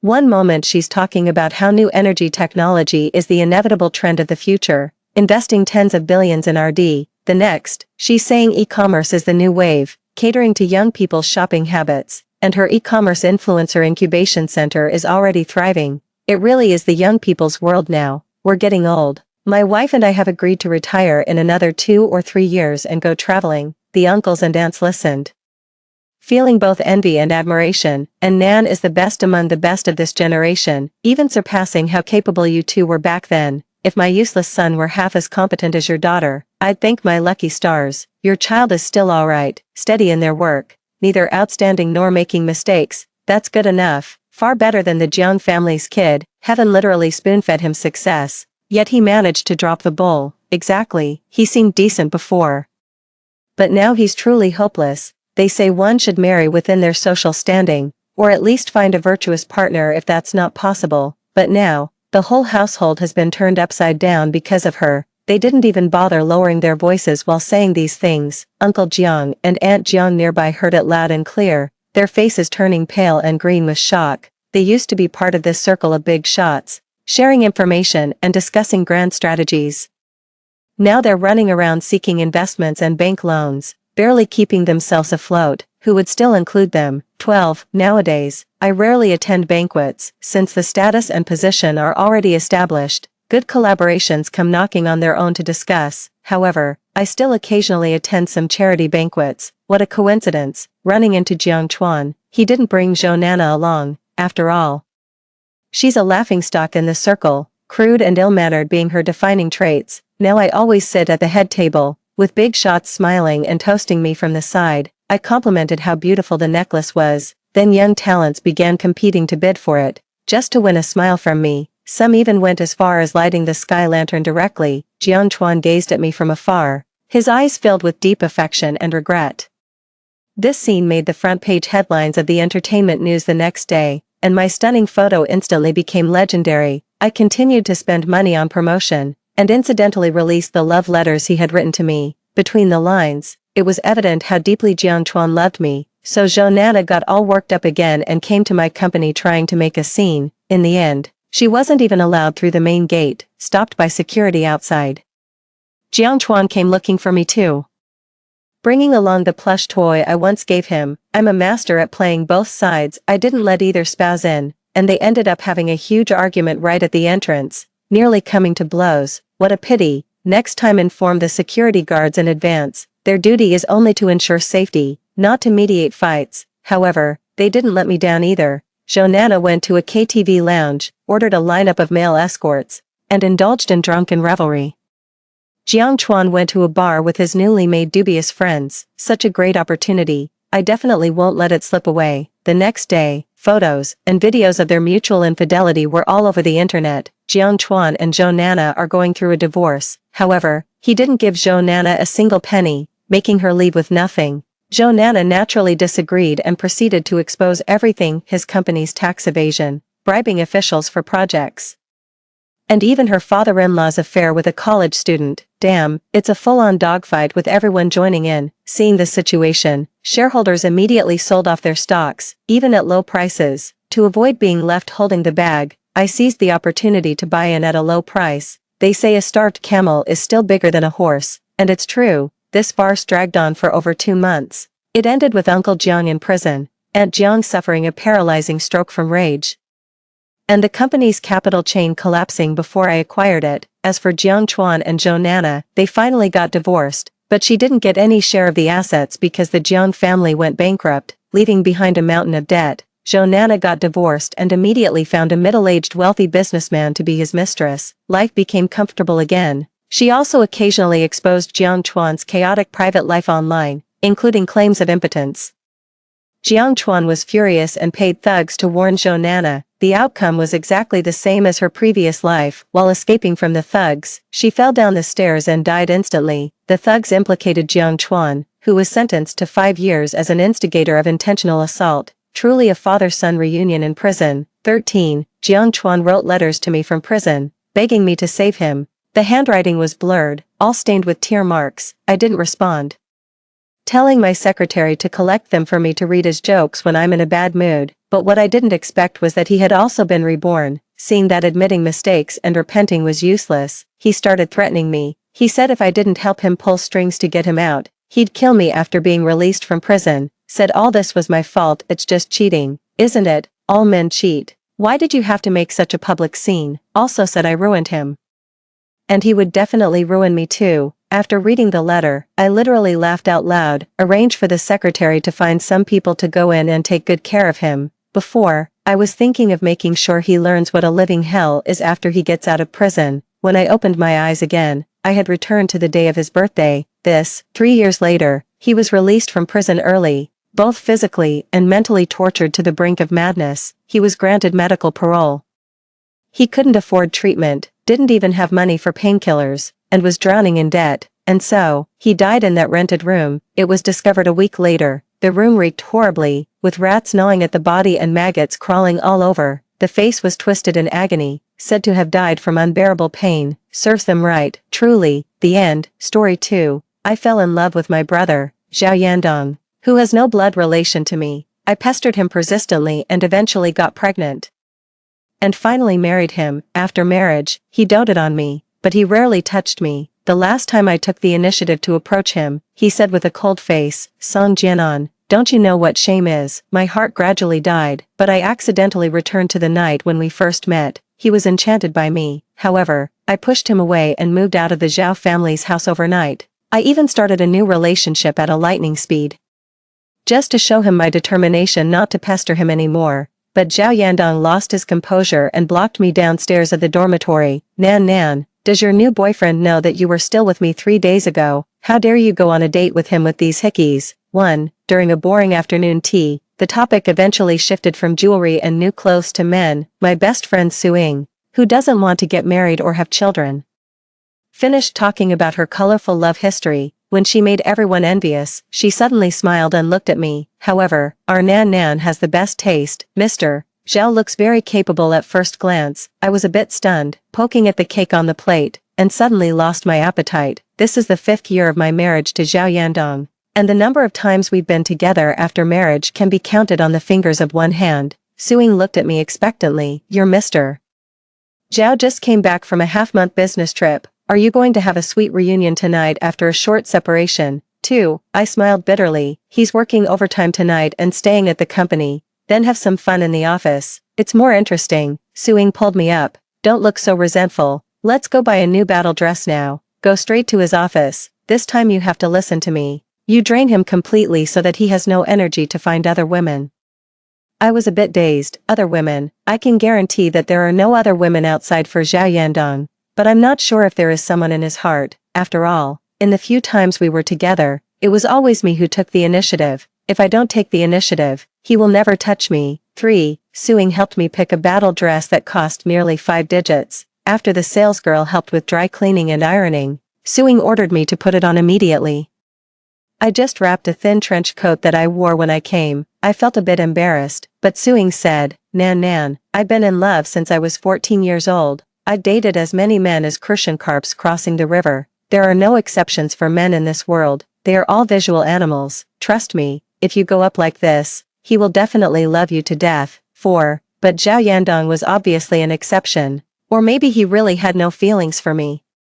When I walked into the president's office on the top floor, he just raised his head from the pile of documents on the desk. He glanced at me indifferently. You sit there and wait for me for a while. Then he continued with his work. And when I locked the door from the inside, untied the belt of my trench coat and walked in front of him, he frowned slightly and looked at me for a second.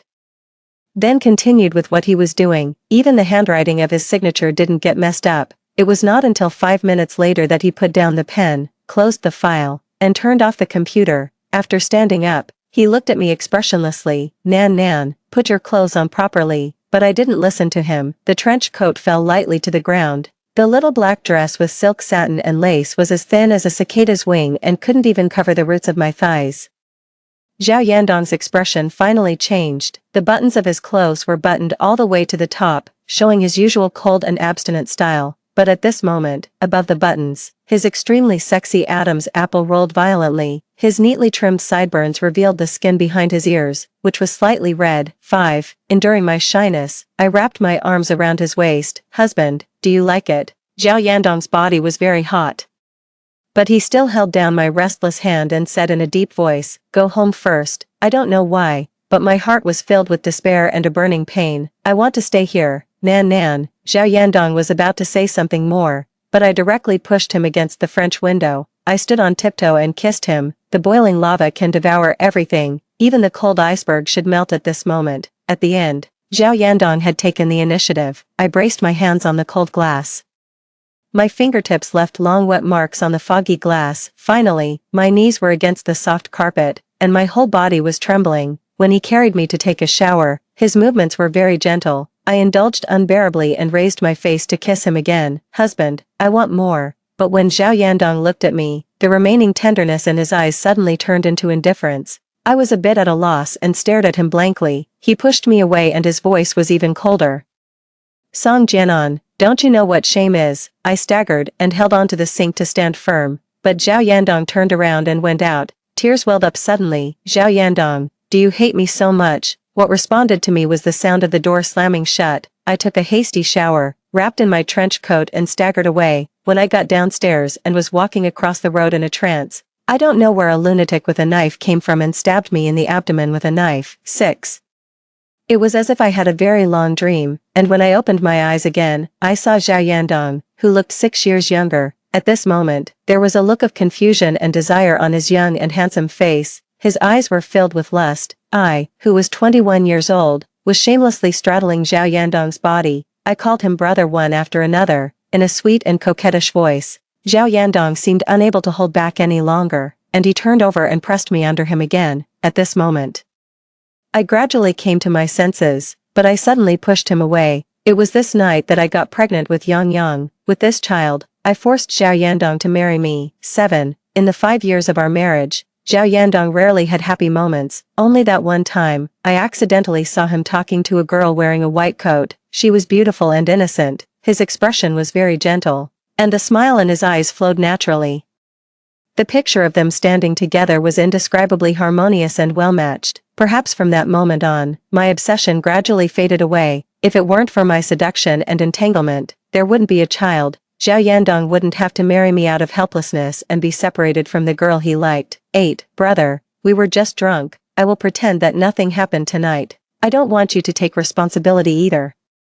I stepped back towards the door and bent down to put on my shoes. Zhao Yandong's voice gradually turned cold. "What tricks are you trying to play this time, Song Jianan? There are no girls as shameless as you, seducing your own brother. It won't happen again in the future." I forced a smile. "Brother, I won't pester you anymore in the future. You can like the girl you like. You can marry the wife you want to marry. You don't have to be entangled by the shameless Song Jianan for the rest of your life anymore." I turned around, opened the door, and walked out of the room in big strides. I went downstairs to buy some medicine. Then I called a car and went directly back to the Zhao family's house. I casually packed some personal belongings and moved to Su Ying's place overnight. When I left, my adoptive mother, Mrs. Zhao, just persuaded me a few words and didn't stop me. I know that in my previous life, when I married Zhao Yandong, it was a worry in her heart, in her eyes. Her only son, Zhao Yandong, whose background, appearance, and ability were all impeccable. His wife shouldn't be an ordinary orphan girl like me. I won't be so stupid in this life. 9. 3 days after I moved out of the Zhao family's house, in the WeChat group where both Zhao Yandong and I were in, someone suddenly sent a photo. "God, is this the goddess Zhou Bijuan? She's back in the country. Brother Dong, is she here for you?" I clicked on that photo. The girl in the photo had a beaming smile. Her face gradually overlapped with the woman I saw in my previous life. Someone sent another screenshot of a moment's post. "The jade is going back to its rightful owner, Zhao." The accompanying picture was a photo of a very fine concentric white jade pendant. It was carefully held in the hand of a very handsome man. I recognized it at a glance. That hand belonged to Zhao Yandong. His fingers were very long and his nails were neatly trimmed. There was a very small mole on the pulp of his index finger. That night, I kissed that hand. I felt that my whole body was trembling, and my hands were shaking so much that I could hardly hold my phone. This is clearly an official announcement post. It's just short of Brother Dong's name, but they were in a good relationship before. Why didn't they end up together later? It's all because of Song Jianan. She couldn't wait to stick to Brother Dong every day and broke up this couple. The group was silent for a moment. and someone changed the topic. I smiled self-deprecatingly and turned off my phone. Yes, the jade should go back to Zhao, and the clown should consciously step down. 10. Zhao Yandong felt a bit restless as he looked at the boring chat in the group. Song Jianan, who used to have countless WeChat messages and phone calls every day, but there had been no news from her in these 3 days. He simply threw away the cards in his hand and went out to smoke. Mrs. Zhao happened to call and asked him if he wanted to come back for dinner in the evening, but he suddenly asked, "What is Song Jianan doing? Is she annoying you again?" Mrs. Zhao was obviously in a good mood. This child insisted on moving out and going to her best friend's place. I thought that since the child has her own opinions when she grows up, I didn't stop her. She moved out. Yes, she's been out for 2 days. Zhao Yandong hung up the phone. The feeling of stuffiness in his chest became even stronger. Song Jianan had loved to pester him since she was a child, and shamelessly said that she was his little bride. When she grew up, she tried all kinds of ways to seduce him. He had drunk a couple more glasses that night, and was really seduced by her into bed, but she said that they were both drunk, and they should just pretend that nothing happened, and she didn't even want him to take responsibility. 11. Thinking of this, Zhao Yandong couldn't help but laugh out of anger, but a clear female voice sounded behind him. "Yandong, it really is you." Zhao Yandong turned around and saw Zhou Bijuan. She stood there smiling, with bright eyes and a stunning beauty. "Long time no see." Zhao Yandong nodded slightly and casually moved his gaze away. "Long time no see, Yandong. Let's have dinner together later." Zhou Bijuan looked at the man in front of her, and the admiration in her eyes couldn't be hidden. Over the past few years, she had many suitors. She had also met all kinds of outstanding men, but none of them could compare to him. Only he was worthy of her. Just as Zhao Yandong was about to refuse, his phone rang. He lowered his head and unlocked the screen. It was still a message from the group. Someone sent a screenshot of Song Jianan's Moments post a minute ago. She officially announced her new boyfriend. In the photo, the two of them were snuggling closely together, and Song Jianan was smiling very sweetly. She was 100 times sweeter than when she straddled his waist that day and lied to him that she loved him so much. Zhao Yandong's handsome face suddenly darkened. 12. Yandong, what's wrong with you? You look so bad. When a soft hand reached out and was about to touch his furrowed brow, Zhao Yandong directly took a step back to avoid it.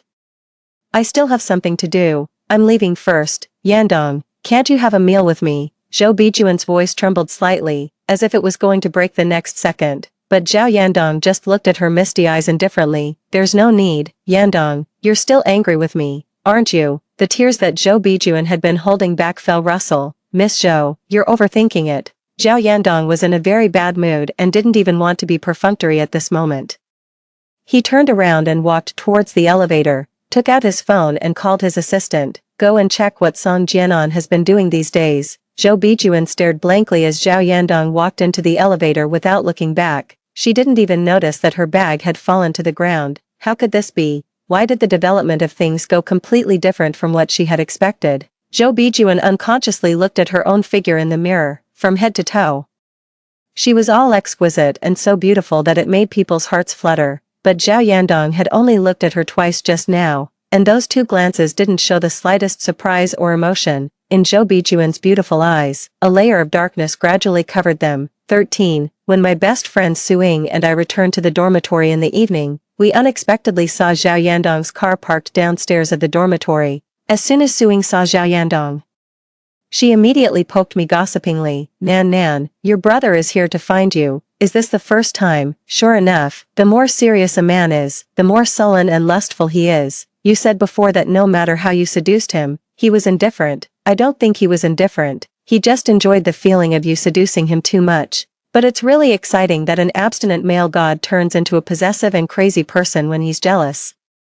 You're probably going to be exhausted by him tonight. You're thinking too much, Suing. I smiled helplessly. He really doesn't like me, even though that night, he was deeply indulged and even wanted to have a second time insatiably. It was just driven by alcohol and desire. After all, in his eyes, I'm always a scheming and shameless person who seduces my brother. I still remember the day of my 17th birthday. I drank alcohol for the first time and took the opportunity to confess to him.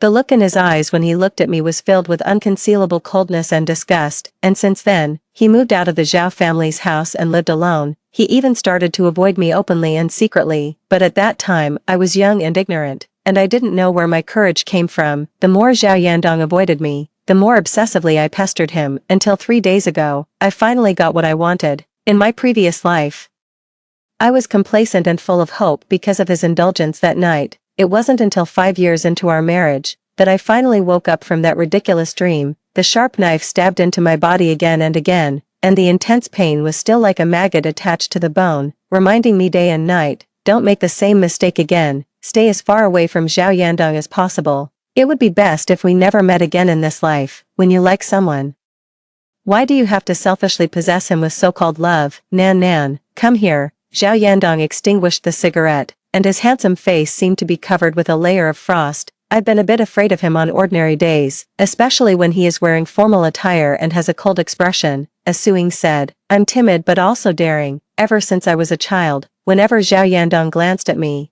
my legs would go weak with fear, but surprisingly, when I grew up, I had the audacity to pester him persistently. Looking back now, I don't know where I got the courage that night. I asked the person I called brother to go to a hotel with me. Suing whispered in my ear, it feels like his eyes are about to eat you up. Baby, hurry up and go. If you don't go, the knives in his eyes will almost stab me to death. Suing gave me a gentle push and then turned around and ran away without being loyal. I could only muster up the courage to walk up to Zhao Yandong. I stood there obediently and spoke properly. Brother, you were looking for me. I even used honorifics. I haven't been this obedient in 10 years combined from my 2 lifetimes. I hope Zhao Yandong can see my determination and sincerity. 15. However, just like in my previous life, no matter how hard I tried, he couldn't treat me as intimately as an ordinary couple. It's the same now. Zhao Yandong is completely indifferent to my obedience and repentance. Are you in a relationship? Zhao Yandong's tone of voice was as calm as ever, and it was impossible to tell whether he was happy or angry. I summoned up the courage to look up at him and said, yes, we just confirmed our relationship today. Zhao Yandong seemed to let out a laugh. Just as I was about to heave a sigh of relief, he spoke again. And his voice was as cold as if it had been quenched in ice, making people's hearts tremble with coldness. Nan Nan, does your new boyfriend know that you were still in my bed 3 days ago? He slowly took a step forward and raised his hand to grip my chin. There were still a few patches of mottled hickeys on my slender neck, and Zhao Yandong's eyes suddenly narrowed. How dare you go on a date with him with these hickeys on your body, brother? I was greatly alarmed and said, we were both drunk that night. It was just an accident. I said I would pretend that nothing happened, and I took the medicine as soon as possible. As I said this, my heart suddenly ached with soreness. Yes, things have changed in this life. I took the medicine and won't get pregnant again. In this world, there will never be a sweet and soft baby calling me mom again. When I was pregnant with Yang Yang in my previous life, my pregnancy was full of twists and turns. Later, I had an unexpected premature birth, and then I suddenly had amniotic fluid embolism during the operation. The doctors and nurses had to change my blood countless times before they could pull me back from the brink of death. Yang Yang was a precious baby that I risked my life for. Thinking of the things in my previous life and Yang Yang whom I would never see again, I felt as if my heart was being torn apart, and my eyes instantly turned red. 16. I don't know if the way I was about to cry made Zhao Yandong feel a bit of pity. He released his hand, and even his voice became a bit milder. What kind of medicine did you take? An emergency contraceptive pill. I took a deep breath, holding back my tears, and forced a relaxed smile. It's better to avoid some unnecessary troubles as early as possible. Just in case it delays you. This way, he could be with the girl he liked, thinking of Zhou Bijuan in both lifetimes. I felt a bit sour and a kind of indescribable discomfort in my heart. If I hadn't accidentally gotten pregnant, Zhou Bijuan should have married Zhao Yandong long ago, right? Delay me, Song Jianan. When you confessed to me at the age of 17, why didn't you think that it would cause me trouble? 3 days ago, when you got drunk and asked me to go to a hotel with you, why weren't you as rational as you are now? It was you who said you liked me and loved me and tried every means to sleep with me. Now it's also you who said it was just an accident and wants to distance yourself from me completely. Zhao Yandong sneered. You're so young but have no sense of shame and play with others at will. Song Jianan, have you learned all your upbringing in the Zhao family and thrown it to the dogs these years? I looked at him helplessly, not knowing how to defend myself. If I could be reborn a little earlier, then none of this would have happened, and we wouldn't have ended up in such an embarrassing situation now. But unfortunately, I had a relationship with him. From Zhao Yandong's perspective, I was indeed hopeless and really had no sense of shame. But how could I explain it to him? Who would believe it if I told them about being reborn? I know you hate me and don't like me. I also know that I woke up too late. But now that things have come to this, brother, tell me what I should do so that this matter can be put behind us. 17. Zhao Yandong raised his hand and loosened his tie. There was an indescribable restlessness and displeasure filling his chest. He clearly didn't like girls like Song Jianan. She was impulsive, bold, and always acted without thinking of the consequences. She was completely different from the gentle and decent girls in the Zhao family. None of his cousins or siblings had ever dared to be as unruly and disorganized as her. The first time she confessed to him at the age of 17, he was initially shocked, and in the end, he felt a bit of disgust and resistance. At that time, his relationship with Zhou Bijuan was still quite good, but ever since Song Jianan confessed to him, the situation started to change strangely. He deliberately distanced himself and avoided suspicion, but he couldn't help but keep an eye on everything about Song Jianan. Over the years, he had watched coldly, yet at the same time, he had morbidly enjoyed Song Jianan's persistent pursuit and entanglement despite repeated setbacks. On that night, somehow, he was bewitched by her and went to the hotel with her, and when she shamelessly pounced on him, he clearly wasn't drunk, but he still let the slight drunkenness consume him. He indulged himself and sank into it, but Song Jianan suddenly pushed him away. She even distanced herself from him without hesitation. She moved out of the Zhao family's house overnight, and then she simply started a relationship with a new boyfriend. But how could she, after having such an intimate relationship with him, just turn around and throw herself into the arms of another man? 18. When they were on a date today, did that man kiss her and hug her the way he did? Zhao Yandong felt that he was about to go crazy with jealousy, and when the word jealousy flashed through his mind, he was stunned for a few seconds. How could he be jealous of Song Jianan's boyfriend? He clearly didn't like her, but was it really true that he didn't like her? If he didn't like her, why did he kiss her and want her and not expose her clumsy tricks? If he didn't like her, why did he reject Zhou Bijuan's confession? If he didn't like her, why did he let her pester him all these years? Zhao Yandong always felt that something was wrong, but he couldn't quite figure out what it was. It was just that many times. He always had a strange feeling that there was some invisible force pulling him. Every time his relationship with Song Jianan was slightly improved, he would break her heart severely, and in the past, Song Jianan would always soothe herself quickly and come back again, but this time, it seemed that she really wanted to give up. When she looked at him with red eyes and on the verge of crying just now, Zhao Yandong never knew that his heart could also ache. The look in Song Jianan's eyes at that time was truly full of grief and despair, making people feel uncomfortable. He even really wanted to hold her tightly and comfort her, but the words that came out of his mouth always went against his original intention. In fact, he had never thought that she was shameless, nor did he ever think that there was anything wrong with her. Zhao Yandong didn't know why he had become such a contradictory and indecisive person that even he himself despised. But there was one thing he was certain of: he couldn't accept Song Jianan being with someone else. 19. I've already said it, break up with him. Why, you haven't graduated from university yet, you can't be in a relationship now. I felt like crying and laughing at the same time. Brother, is there such a rule in the Zhao family? Since you mentioned the Zhao family has raised you for so many years, can't you even be obedient about such a small thing? Since I could remember, Zhao Yandong seemed to be like this. He was naturally cold-hearted, and the younger generation in the family was afraid of him, but he happened to have a face that was most capable of bewitching people. When I was young and in my prime, he was in my dreams every time. If he was a little bit nicer to me once, I could be happy for a very long time. But it happened very rarely. He didn't like me much. He tolerated me, perhaps just because I was adopted by the Zhao family. He couldn't be as harsh on me as he was to other siblings. 20. Okay, I'll find an opportunity to make it clear to him. I'll break up with him first and get back together with him after I graduate from university. Anyway, a few months won't make a difference. I felt very tired. It's hard to stay sober and rational when facing someone you like, but this time, I had to be sober and rational enough to push him away forever. You're not allowed to get back together, Song Jianan.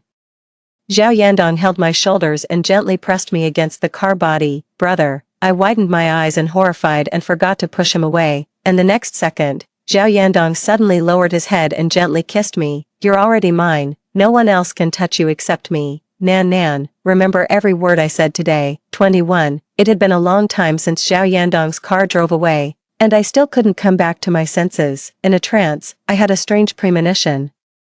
Even though I was trying my best to avoid the tragedies of my previous life from happening, it seemed that there was still an invisible force, driving each of us to step onto the same path again, and at this moment, when the car drove out of the school gate, Zhao Yandong suddenly felt a sharp pain in the depths of his heart, his face showed pain, and he raised his hand to press against his chest, but the pain couldn't be contained, and a fishy sweetness welled up in his throat. When the driver was so shocked that he suddenly braked to a stop, Zhao Yandong turned his head and spat out a mouthful of blood. The smell of blood filled the entire car, and the driver's voice was trembling. "Mr. Zhao, I'll take you to the hospital right away." But Zhao Yandong pressed against his heart, which felt numb, and waited until the pain subsided. Then he said hoarsely, "No need, take me back, Mr. Zhao. I'm much better now. Take me back first." Zhao Yandong frowned deeply. He was such a wise and almost demonic person, he had faintly sensed that something was strange. However, he needed to verify his speculations and thoughts again. 22. On the weekend, as soon as Su Ying and I returned to her rental house, Zhao Yandong suddenly called, "Nan Nan, where are you now?" "I'm at Su Ying's house. I'll come to pick you up later." "Brother, do you have something to talk to me about?" "Yes, I do." I hesitated for a moment but still agreed. "Okay. I'll wait for you at Su Ying's house." As soon as the call ended, Su Ying dragged me into her cloakroom, pick out a dress and change into it. I shook my head. "Su Ying, there's really no need for this. I've already made things clear with my brother. Come on, Linley likes men and asked you to be a shield in front of his parents. You can just use him as a shield to deceive Zhao Yandong. You clearly still like him in your heart, and he, ever since you two slept together, has obviously changed his attitude towards you. Why don't you strike while the iron is hot? The fruit of a forced twist is not sweet." He is a responsible man. Maybe he just thinks that since it was my first time, he should take responsibility. I was a bit listless. I didn't know if it was due to my emotions or other reasons. Anyway, I felt very uncomfortable and couldn't muster up any energy at all. Su Ying was a bit frustrated. "Come on, Song Jianan. Do you think a high IQ man like Zhao Yandong at the top of the pyramid, if he doesn't want to jump into those so-called traps, schemes, and pitfalls, who can make him do it? And as for so-called responsibility, he has 1,000 ways to solve your problem. Why does he have to take responsibility for you?" He didn't say he would take responsibility for me either. I covered my lower abdomen and thought dazedly. In my previous life, it was because I was pregnant that he married me as soon as I graduated. The wealthy attach great importance to bloodlines. Maybe this is the most important reason why he would take responsibility, but no matter what the reason was, Zhao Yandong treated me and Yang Yang extremely well. He was a good husband and a good father. "Nan Nan, I always feel that you've been very strange these days. Are you hiding something from me?" Su Ying touched my forehead. "You don't look well either. Are you feeling unwell?" I shook my head. "I'm fine. I'll be okay after adjusting for a few days." Su Ying was still worried. "I always feel like you've become a different person. You're not noisy or lively anymore. You're so well behaved that it makes people uncomfortable. People always have to grow up." I hugged Su Ying and shook her gently. In both lifetimes, she was my best friend. No matter what I did, Su Ying always supported me wholeheartedly. She was just so warm-hearted and loyal. It's a pity that I died too early and didn't know what happened to Su Ying later. 23. When Zhao Yandong arrived downstairs, he called me. I went downstairs and got into the car, but he didn't say what it was about. He just took me to my favorite restaurant. Then I was surprised to find that Zhao Yandong knew my preferences like the back of his hand. Moreover, throughout the meal, he was extremely gentle and considerate towards me. If it hadn't been for meeting Zhou Bijuan at the end, tonight would definitely have been the most wonderful night in my 21-year life. I wasn't wearing a beautiful dress, and because I wasn't feeling well, I didn't even put on much makeup, but Zhou Bijuan was dazzlingly beautiful. She was wearing a Chinese-style dress, and that concentric jade pendant was tied to her belt. When she appeared in the restaurant with that handsome and dashing man, almost all the men were secretly looking at her. I secretly paid attention to Zhao Yandong. He didn't look at Zhou Bijuan, and his expression didn't change either. I thought about it and attributed it to the fact that Zhou Bijuan had brought a male friend with her. Zhao Yandong remained calm on the surface, but he was probably seething with jealousy inside. Otherwise, how could he not even glance at someone he knew? There must be something wrong when things are abnormal. But although Zhao Yandong didn't look at her, Zhou Bijuan took the initiative to come over and greet us. "Yandong. What a coincidence, you're having dinner with your sister." Zhao Yandong just nodded indifferently. "Nan Nan likes this restaurant." The smile on Zhou Bijuan's face seemed to freeze for a moment. It took her a while to say, "I'd also really like this restaurant." as soon as I returned to the country, I'd been thinking about coming here to eat the fish.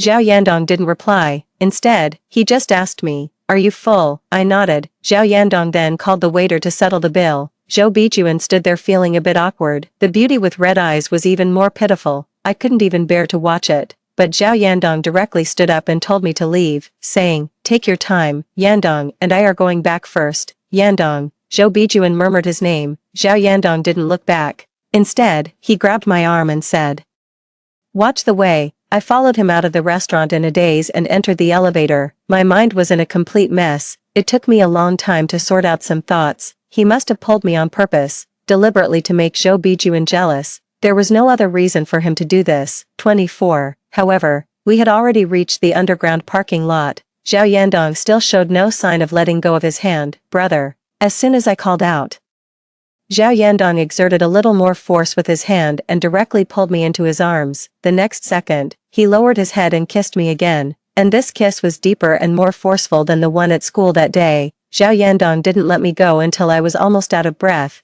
but he didn't say anything. He just gently wiped the moisture from the corner of my mouth and said, "Let the driver take you back." I was a bit stunned. He hadn't been drinking, and when he came to pick me up, he was clearly the one driving. But my heart still accepted it with a sour feeling. Perhaps he was going to wait for Zhou Bijuan. I didn't say anything and obediently got into another car. When the car drove out of the underground parking lot, I couldn't help but look back. But there, Zhao Yandong's figure was already gone. 25. Leaning against the wall, Zhao Yandong stared at the pool of blood on the ground. This time, the pain came more violently, and he almost couldn't hold on until Song Jianan got into the car and left. And after spitting out this mouthful of blood, the unbearable pain disappeared. Previously, Zhao Yandong went to his own private hospital for a physical examination alone. He especially had his heart examined, but the examination report showed that his physical condition was very good. There was nothing abnormal with his heart. 2 hours later, Zhao Yandong saw today's physical examination report again in the doctor's office. There was still nothing abnormal, but what on earth caused such sudden angina pectoris and spitting of blood? He drove back to his private residence. He asked all the servants to leave and turned off all communication tools. He needed an independent and quiet space. He wanted to carefully think about all the things that had happened over the years. He started thinking from the day when Song Jianan confessed to him on her 17th birthday. He wouldn't miss any clue. 26. After Zhao Yandong took me out for a meal that day, we completely cut off all contact with each other. However, there was also no news of him getting back together with Zhou Bijuan in the circle. After getting through the initial pain and suffering, I finally seemed to completely accept this reality, but I didn't expect that the change would come so suddenly. When Suing was awakened by my groans, it was already late at night. She turned on the light while calling my name, "Nan Nan." Suing was so scared that she started crying directly. At that time, I was curled up on the bed in pain, and the blood gushing out from below had already stained the snow-white bed sheets. I was taken to the hospital by an ambulance. The nurse directly pushed me, who had lost too much blood and was in a state of shock, into the emergency room. In my previous life, I encountered amniotic fluid embolism, which had a probability of 1 in 100,000, but fortunately, I had a lot of money and the best and top-notch medical resources, so I managed to survive against all odds. In this life, I had clearly worked hard, but the development of the situation still seemed to be out of control. I took the contraceptive pill, but it led to an ectopic pregnancy. The embryo ruptured, causing unbearable abdominal pain, massive bleeding, and I went into a coma due to shock. If Suing hadn't woken up that night, I didn't know what the final result would be. After waking up, I couldn't help but think in my mind, was it possible that this life would still end up the same way? No matter how hard I tried, I would still die prematurely in the end, maybe in a car accident or due to some other sudden accident. And was all of this a punishment from heaven for my past absurdity and ignorance when I was young? However, I had been desperately trying to control myself to stay away from Zhao Yandong and stop loving him. When Zhao Yandong came to see me, I didn't want him to see me crying like a weakling, so I pretended to be asleep. Zhao Yandong seemed to have stood by my bedside for a very long time. My body was about to become stiff, and my legs were numb. Then he bent down, gently tucked in the quilt for me, and turned to leave the ward. The sound of the door closing was very soft, but my tears suddenly burst out like a dam breaking. 27. After being discharged from the hospital, Mrs. Zhao took me back to the Zhao family. After raising a child for almost 20 years, she still felt sorry for me in the end. The people in the Zhao family were all very nice, but the nicer they were, the more it showed my despicability. My body was getting better day by day. I also started planning for the future, getting certificates, and finding a good and stable job. Being able to support myself and gradually repay these people who loved me, that would make me satisfied. As for other things, I didn't have the energy to think about them. On the day I finished my confinement after the miscarriage, Suing kept calling me on voice chat. When I came back from a walk and just picked up my phone to answer, I heard Suying's urgent voice. Nan Nan, have you seen the news? What happened? Zhao Yandong and Zhou Bijuan had a public falling out. A falling out? Why? Because of a piece of jade, that very famous Hetian white jade concentric pendant. Do you still remember it? Of course I remembered. Zhou Bijuan posted it on her Moments, the one that Zhao Yandong carefully held in his hands. She was a very famous antique restorer. That jade pendant with a history of 1,000 years was restored by her own hands. Since then, Zhou Bijuan had become famous. Nan Nan, just now, Zhao Yandong smashed this piece of jade. I was stunned. Suing, what did you say? The value of this piece of jade was inestimable.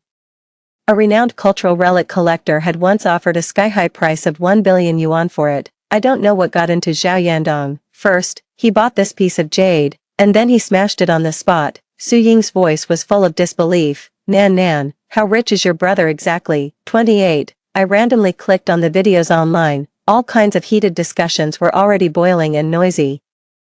Every app push was the top trending topic. But Zhao Yandong must have done something because almost all the videos of the scene had been deleted. It took me a long time to find a few blurry pictures. That white jade pendant that he had once carefully held in his hands and cherished, it was shattered on the ground. Zhou Bijuan obviously couldn't accept it and shed tears on the spot. She knelt on the ground and cried so pitifully that it made people feel sorry for her.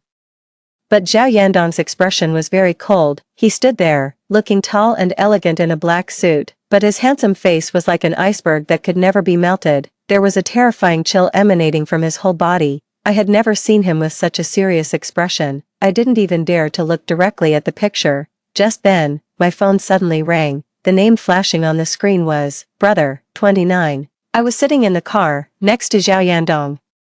The car drove smoothly forward and finally stopped outside a luxurious store. Nan Nan, Zhao Yandong took my hand and said, the time is tight, let's buy a pair of couple rings first. Couple rings. I was completely confused, but Zhao Yandong smiled and bent down to kiss me. The wedding rings have already been designed by the designer. I want to go to the international auction house abroad to select the diamonds myself. I know that a bought ring doesn't show enough sincerity, but Nan Nan, I want to marry you, and I can't wait for even a single day. Brother, I don't understand. I don't get it. I was still confused. The man in front of me was the one I had liked since I was 16 years old. He had made me cry, laugh, and suffer, but I still loved him. However, the him standing in front of me at this moment seemed so unfamiliar. His eyes were only looking at me. The way he smiled at me was more tender than I had ever seen. He seemed to love me very, very much.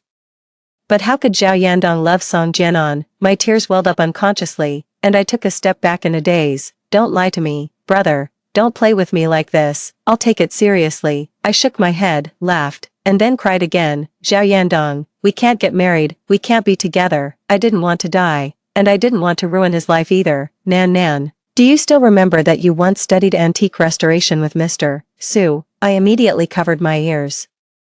I don't remember anything. That was my most painful memory. I deceived myself and didn't want to mention it or recall it. I think Mr. Su also didn't want to remember it again. The beloved apprentice he personally recruited in the end would become a joke. Zhao Yandong held my hand, and his expression was very serious. Song Jianan, you were Mr. Su's most proud student. You shouldn't give up on yourself. The injury on your hand has long since healed. It won't affect every movement of yours when you restore cultural relics. No, you don't understand. Zhao Yandong, you don't understand at all. It wasn't just the injury. Everything had changed. I couldn't control that change. It was like a person who had some talent in a certain field, watching helplessly as their talent was lost overnight but being powerless to do anything about it. That feeling was too painful. I never wanted to recall it a second time in my life. I know, Nan Nan. I know everything. Zhao Yandong held my hand and pulled me into his arms. He gently stroked my back and comforted me tenderly and patiently. It's all over, Nan Nan. the plot of our story should return to the original right track. 30. What was the original right track like? She was adopted by the kind-hearted Mrs. Zhao when she was still in swaddling clothes. She grew up carefree until she was 16 years old. Mr. Su, who had a very close relationship with the Zhao family, accidentally discovered her amazing talent for antique restoration. At the age of 17, she was specially recruited into University B and became Mr. Su's favorite student. She was beautiful, intelligent, and diligent, willing to work hard. At just over 20 years old, she restored a national treasure antique of amazing value. Since then, she became famous and shone brightly. She even became a pearl of the Zhao family and Mrs. Zhao's proudest daughter. At the age of 24, she married her childhood sweetheart and elder brother, Zhao Yandong. After marriage, the couple loved each other deeply and had a son and a daughter. They were truly an example envied by everyone and were in love for a lifetime. Finally, they lived to the age of 90 and passed away of natural causes. They had a large family with many descendants, and all of them were intelligent and promising. The Zhao family was prosperous and flourishing, and it thrived from generation to generation.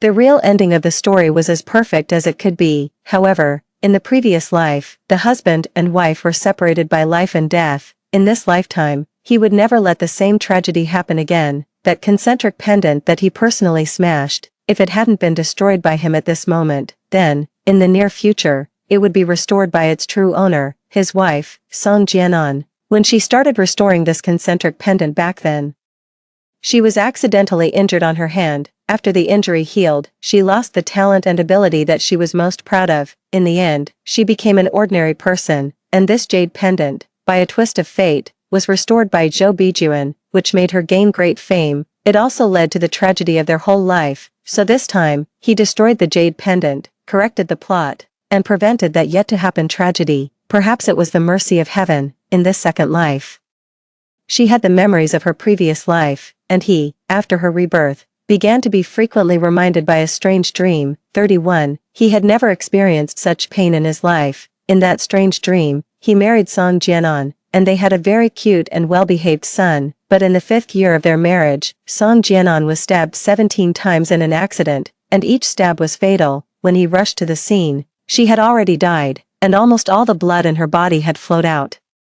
But only that face that always smiled brightly at him was intact. He walked over like a walking corpse. He knelt on the ground and tremblingly picked up her broken body, but his movements were extremely gentle, as if the bloody mass in his arms was all his treasure. The police, doctors, and nurses all arrived at the scene. They tried to pull him away, but it was all in vain. Finally, Zhou Bijuan came. Yandong, you can't be like this. Come with me quickly. If you continue like this, you'll die.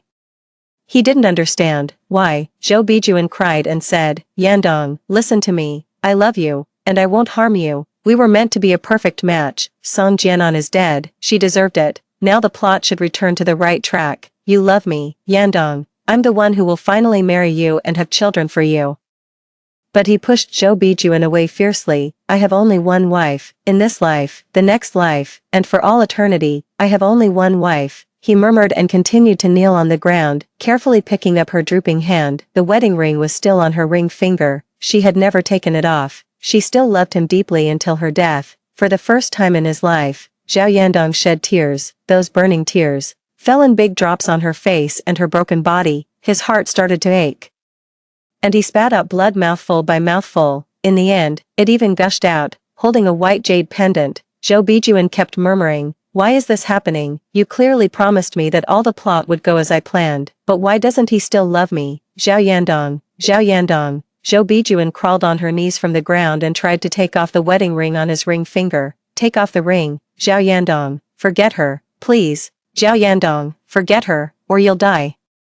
But her body was pushed away heavily again. Zhao Yandong was covered in blood as he held Song Jianan, who had already passed away. The two hands wearing their wedding rings were tightly clasped together. Blood spurted out from his mouth and nose, and his heart seemed to be breaking piece by piece, but he couldn't feel the pain. No matter how much pain he felt, could it be as painful as what Nan Nan had endured? It was only at this moment that he finally saw his own heart clearly.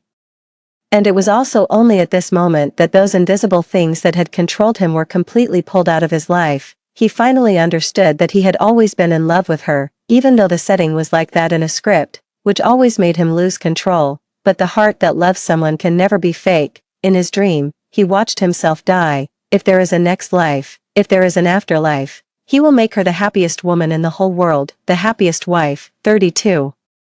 Zhao Yandong left. Zhou Bijuan was still kneeling on the ground, looking dazed. She didn't understand. Clearly, she was the female protagonist in the story. Clearly, she had stolen all of Song Jian'an's good fortune. She became increasingly beautiful and dazzling, intelligent and sharp. She learned everything quickly and proficiently, and was surrounded and envied wherever she went. And Song Jian'an, who was originally full of vitality, gradually became mediocre. In the end, she changed from Mr. Su's most proud student to a stain that no one wanted to talk about. Zhao Yandong should have reasonably pursued her and then married her. Song Jian'an would have become an overly confident and whimsical woman, a cannon fodder who shamelessly pestered Zhao Yandong but was rejected by him. In the end, she would be driven out of the Zhao family and spend her life in a muddled and crazy state. But Zhou Bijuan just couldn't figure it out. Why did Zhao Yandong still like Song Jian'an? Why was he still involuntarily attracted to her? Why, even though she was standing right in front of him, shining brightly, there was only the mediocre Song Jian'an in his eyes. Clearly, it was she who had restored this jade pendant. Clearly, the story of each of them was supposed to proceed according to her plan, but why did the plot still get out of control? Now that the jade was broken, those fragments were taken away by Zhao Yandong. They would once again fall into Song Jian'an's hands. And the story would once again return to its starting point. Everything was over, but everything would also start anew. Zhou Bijuan slumped to the ground in despair. She stared at the already empty gate, and finally, the tears in her eyes fell. So, is it true that what doesn't belong to you can't last forever even if you snatch it? Perhaps one day in the future, she will have an epiphany. The real female protagonist would never take things from innocent people. And from the moment she had those evil thoughts, she no longer deserved to be the female protagonist of this story. 33. It took me a whole month to restore that concentric jade pendant again. My hands were still a bit rusty, but most of that confident feeling from the past seemed to have returned. I think it won't be long before I can continue doing the thing I love the most, and currently, the most urgent matter is the upcoming wedding between me and Zhao Yandong.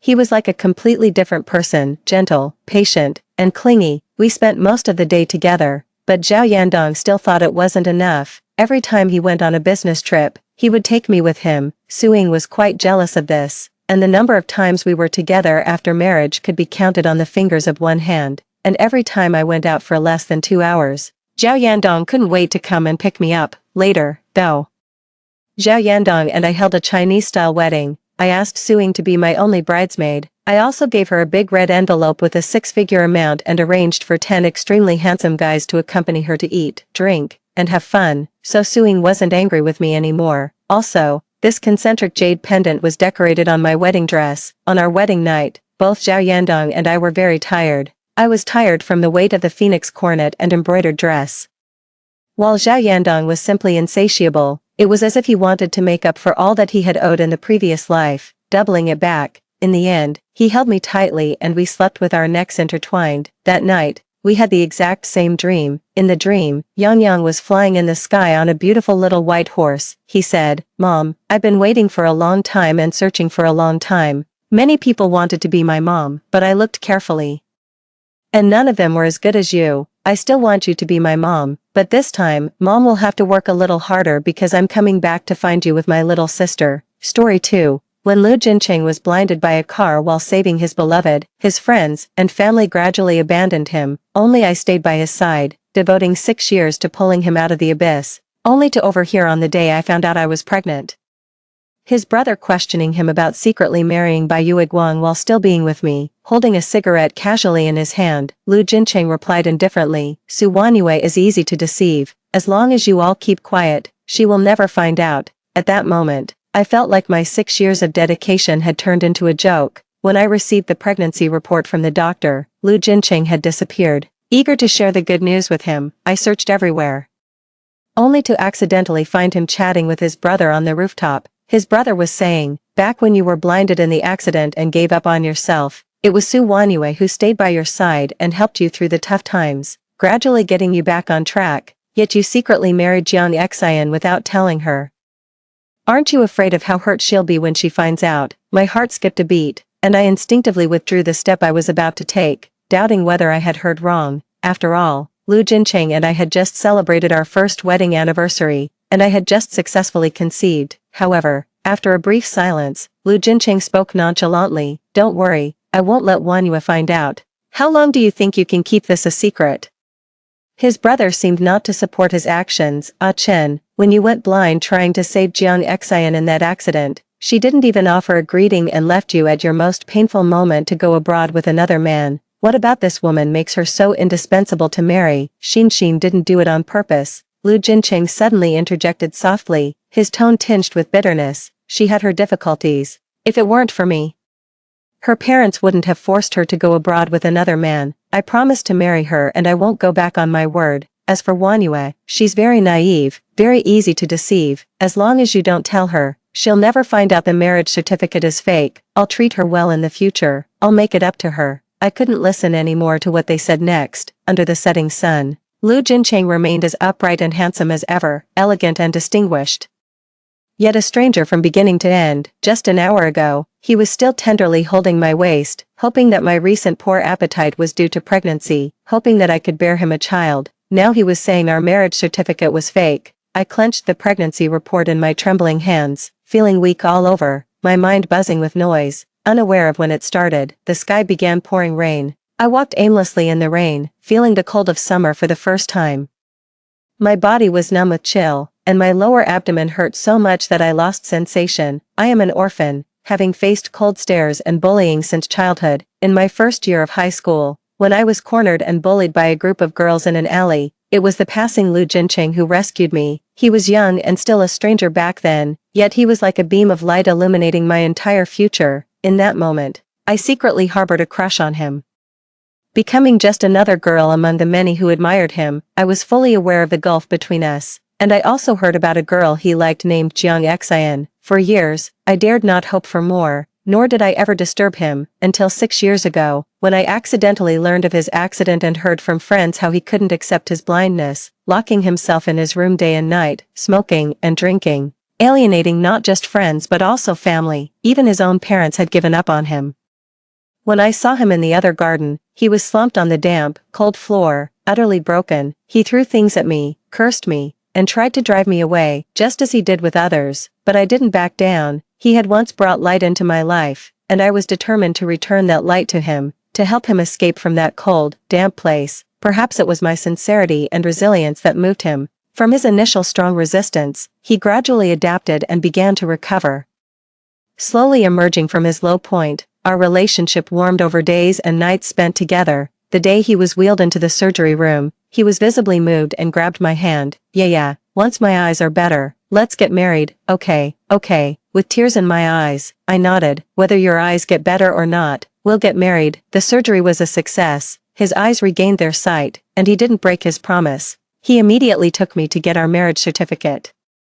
Aside from being somewhat absent-minded that day, I didn't notice anything unusual. Over the past 6 years, I had been with him through his lowest points, helped him out of difficulties, and accompanied him as he climbed back to the peak of his life. In the end, it was all overshadowed by a mere glance at the past. Returning to the Banshan villa, as I stepped inside, Mrs. Lu sat on the sofa as she often did, her well-maintained face wearing its usual disdain upon seeing me. Before she could speak, I took the initiative. "Mrs. Lu, I accept your terms." Mrs. Lu had never looked favorably upon me, nor had she accepted me, an orphan, as a suitable daughter-in-law for the Lu family. Throughout this year, I endured her public and private humiliations, her threats and temptations, all with a smile, because I loved Jinchen Lu. I didn't want to cause any conflict between him and Mrs. Lu. "What did you say? You agreed to take 50 million and leave the Lu family?" Mrs. Lu looked incredulous. "Yes. I agree. 6 years of youth traded for deceit. I saw no reason to stay." Mrs. Lu's furrowed brow relaxed, her relief mixed with scorn. "Suyue, at least you have some sense. Since you've made up your mind, I'll transfer the money to your account tomorrow. I hope you can leave Jiangqing within a month." "No need for a month. If I expedite the paperwork, 20 days will be enough." After Mrs. Lu left, I went back to my room and took a hot bath. When I emerged, I received a call from Jinchen Lu. He was as gentle as ever. "Honey, why did you go back alone? Did you get the medical report? The doctor said it's nothing serious, so I came back first, touching my abdomen, which had been in pain all night. I tried to suppress my sadness. That's good. Jean Chen-Lu didn't notice anything was off. Honey, there's an urgent matter at the company. I might need to go on a business trip for a few days. Okay, take care. Also, I placed our anniversary gift on the bedside table. Let me know if you like it. Okay, honey, I love you. Rest early. Jean Chen-Lu. How could he sound so tender and loving when telling lies? I wiped away my tears, looking at the velvet box on the table. He didn't mention it, and I almost forgot. Today is our first wedding anniversary. Inside the box is a gold bracelet with jade inlay. I remember this bracelet. I had admired it in a brochure of an international jewelry company last month. Unexpectedly, Lu Jincheng bought it. Less than 10 minutes after hanging up the phone, someone tagged me on social media, and when I opened it, it was a post from Jiang Xian visible only to me. Today is a special day. We got married. Photo 1. A blurred marriage certificate showing only the surnames. Photo 2. Two hands wearing wedding rings tightly held together. Photo 3. A gold bracelet with jade inlay just like mine, marked as wedding gift. Turns out, Lu Jincheng didn't just buy one of these bracelets. Turns out today is their wedding day. Numbly, I liked the post, took a screenshot, and logged out of WeChat. The second day Lu Jincheng was on a business trip, I turned on my phone, found myself tagged in social media again. This time it was just one photo, a distinguished man standing at the kitchen island carefully making breakfast. His familiar upright figure. Caption, my husband, tired from working all night, still got up early to make me breakfast. I'm so lucky. I never knew Lu Jincheng could cook, yet in all these years, he never even boiled noodles for me. Turns out there's a difference between true love and feigned love. I followed the routine, liked the post, took a screenshot, and logged out of WeChat. Then I left the house, went to the hospital I had booked in advance for an abortion. The doctor asked me 3 times if I really wanted to terminate the pregnancy. Lying on the cold operating table, I touched the fake marriage certificate in my pocket, closed my eyes, letting tears run down my cheeks. I didn't want to give up this child, but I couldn't let my life rot away because of it. In the hands of a scoundrel, I nodded decisively, as the embryo turned into a pool of blood and drained from my body. My heart was completely empty. The third day Lu Jincheng was on a business trip. Jiang Xian's social media showed the two on a beach vacation, their figures hand in hand strolling under the sunset, the romance nearly spilling out of the screen. Meanwhile, I, dragging my weakened body after the abortion, hurriedly processed my paperwork to go abroad. The fourth day Lu Jincheng was on a business trip. Jiang Xian's social media was punctually updated. On a 2-meter-wide bed, the two of them embraced in sleep. The man's deep features tinted by the morning sun looked exceptionally handsome, with Jiang Xian lying in his arms, flashing a victory sign at the camera, and I started packing my bags. My luggage wasn't much, but over the last 6 years, Lu Jincheng had given me many gifts, large and small, those once treasured photos together, various small gifts. Now, they seemed ironic. I sorted out the valuable ones, the cheap ones, along with the fake marriage certificate and pregnancy report. I threw into a fire pit to burn. As I tossed a portrait that took me 2 months to complete into the fire, Lu Jincheng just happened to come back. He instinctively reached out to grab it, but was scorched by the flames and jerked his hand back. Wife, why are you burning the painting? He was still wearing the suit he had on when he left that day, his hair slightly disheveled, looking like he had been busy working until now. But the faint kiss marks under his shirt collar betrayed him harshly. I suddenly remembered, since Jiang Xian returned to the country last month, he had been busy like this several times. Each time, I would tenderly make him breakfast, and he would always hold me, kissing my forehead, saying, "The best Yaya in the world, I will love you forever." And every time, I would get lost in his sweet nothings, never doubting. The painting was ruined when I was cleaning, so I had no choice but to burn it. But you spent 2 whole months on that painting, even damaged. It was valuable. He looked at me with regret in his eyes. It's okay, I can paint another one when I have time, just don't overwork yourself. He examined me closely, then pinched my cheek. Honey, why do I feel like you've lost weight and look somewhat haggard? Is your stomach acting up again? I'm fine. Not wanting him to discover the secret of my recent abortion, I feigned calmness and acted coquettishly towards him. It's just that I've been missing you lately, since you weren't around. I'm sorry, honey, I've been really busy lately. He held me close, his heart aching for me, using the most intimate language. He spoke the most trivial lies. The distance closed between us. The kiss marks under the collar of his shirt became increasingly visible. I almost threw up. To avoid arousing his suspicion, I suppressed my nausea. You must be exhausted these days. Why don't you go to the room and rest? Okay. He affectionately stroked my hair. Do you have plans tonight?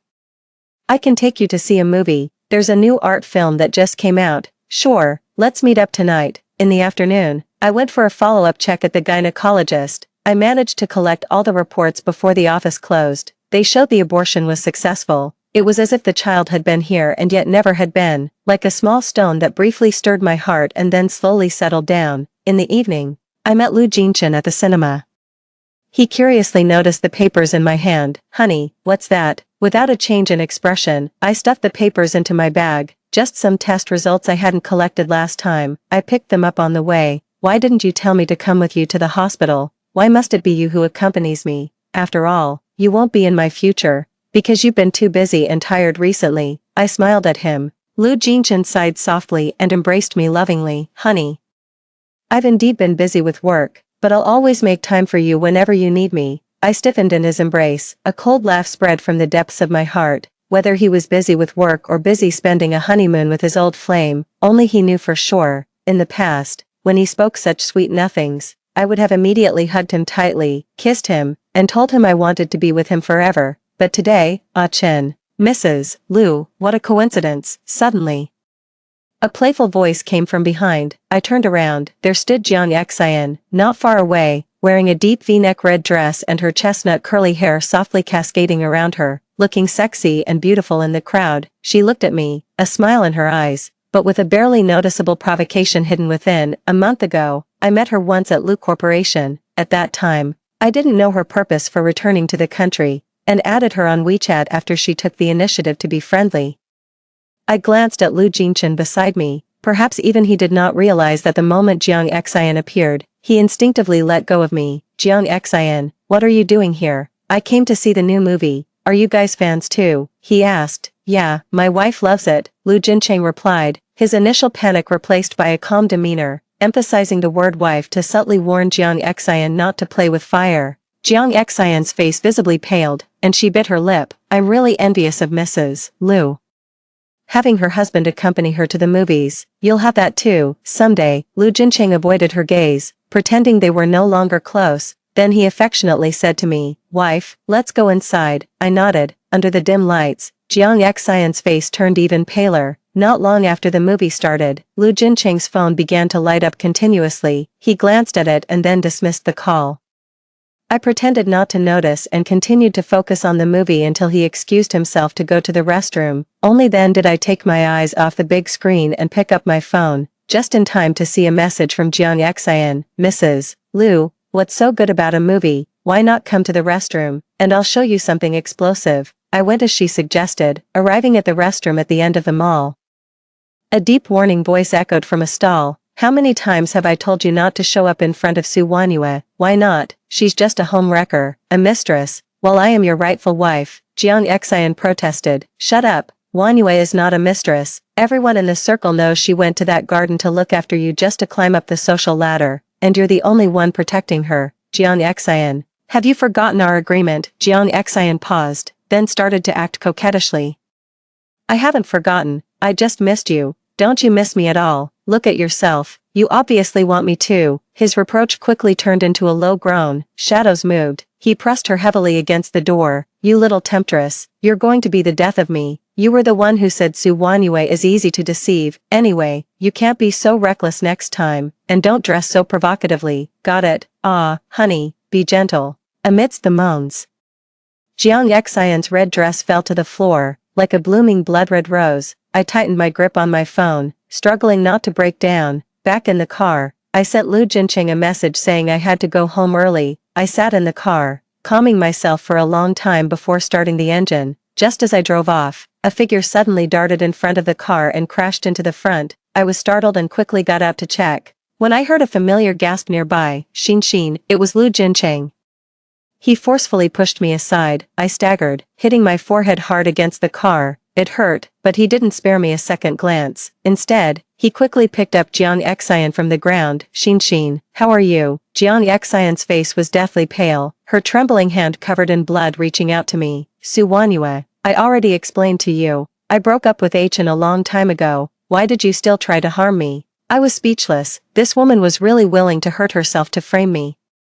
And Lu Jincheng believed her. He glared at me, completely ignoring the swelling on my forehead from the impact. Su Wanyue, how can you be so malicious? There were no surveillance cameras here. I didn't have a dash cam either. I was at a loss for words, but I still wanted to defend myself. Lu Jincheng, get it clear. Who is the one losing their mind? Jincheng, it hurts so much. Jiang Xian sobbed, interrupting me. Lu Jincheng didn't want to hear another word from me. He tenderly picked her up from the ground. Su Wanyue, if anything happens to Xin, you'll have to pay with your life. He coldly threw out those words. He quickly walked towards his car. Jiang Xian peeked out from under his arm, mouthing at me, Mrs. Lu, you lose again. I laughed. Did I lose? But I no longer love this man who can't distinguish right from wrong. I was originally supposed to send the video I took in the restroom to Lu Jincheng, but I held back. I didn't want any unexpected issues to arise with my plans to go abroad. I just wanted to spend these last 20 days in peace. I went to the hospital alone to treat my wound, went home alone, slept alone, even in my dreams. I was alone, abandoned by loved ones, betrayed by a lover, lost in a vast crowd without a place to call my own. That night, I did not sleep well. When I woke up, I found Lu Jincheng sitting at the foot of my bed. Warm sunlight streamed in from the floor-to-ceiling window, casting fragmented shadows over him. His eyes, looking at me, were filled with the usual tender affection. My wife, you're awake. His slender fingers touched my forehead. I'm sorry. I lost control last night. Does it still hurt? It doesn't hurt. I sat up slowly and looked at him. Why would he, who hadn't come home all night, come back early in the morning to apologize? Had he finally realized his mistake? But it turned out he hadn't. Yeah, I broke up with Jiang Xian 6 years ago.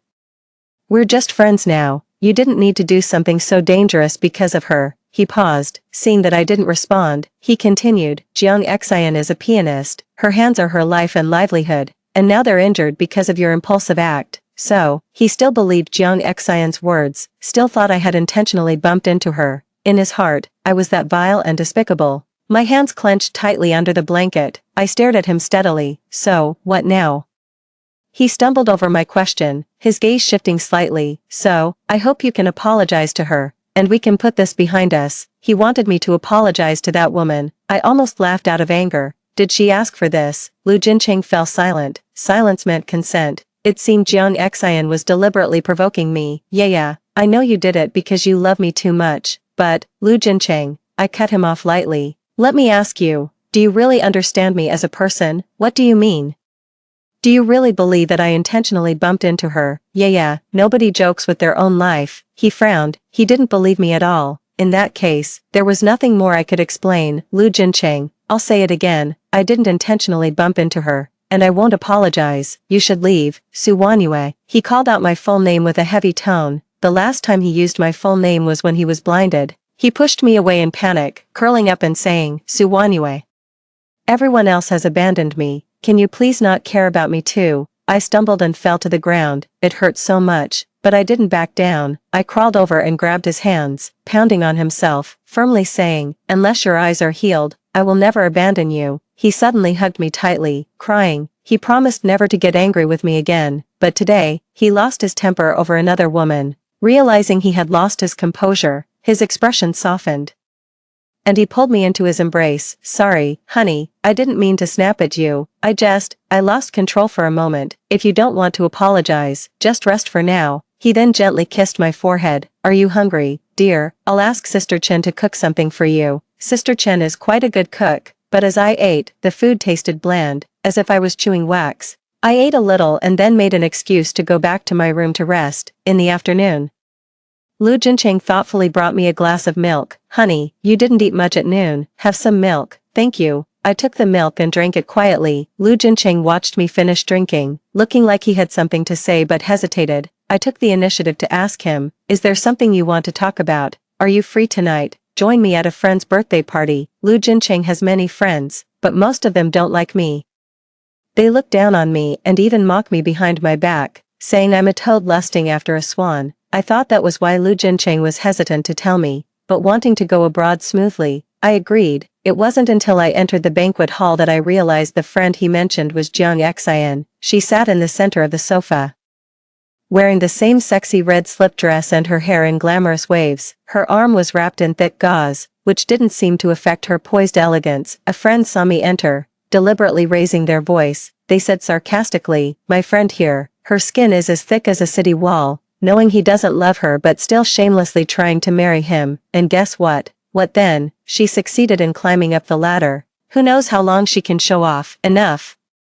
Don't gossip behind others' backs. Jiang Xian elegantly took a sip of her juice. When she put down her glass, she accidentally saw me. Her face turned pale, and she stared at me in horror. "Ah Chen, why did you bring her here?" I'm scared." Lu Jincheng glanced at me. He took my hand. Xin, don't be scared. Yaya came here specifically to apologize to you." I nearly choked. Lu Jincheng was really pushing the limits, tricking me here to apologize to his old flame. "Ah Chen, take her away.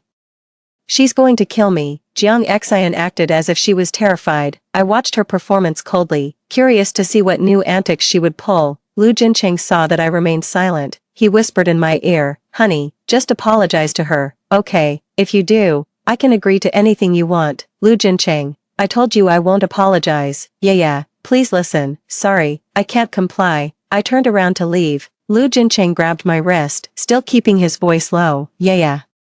My mother called me again today, urging me to reclaim the land occupied by the orphanage soon. Should I listen to her? I paused mid-step. The orphanage was where I grew up. Last year, the Lu Corporation flagged the entire area, and the orphanage faced eviction. A few days ago, I had transferred 50 million I received from Mrs. Lu to the matron to lease a new place, but the new site needed time to be renovated. I hadn't expected that Lu Jincheng would threaten me with this.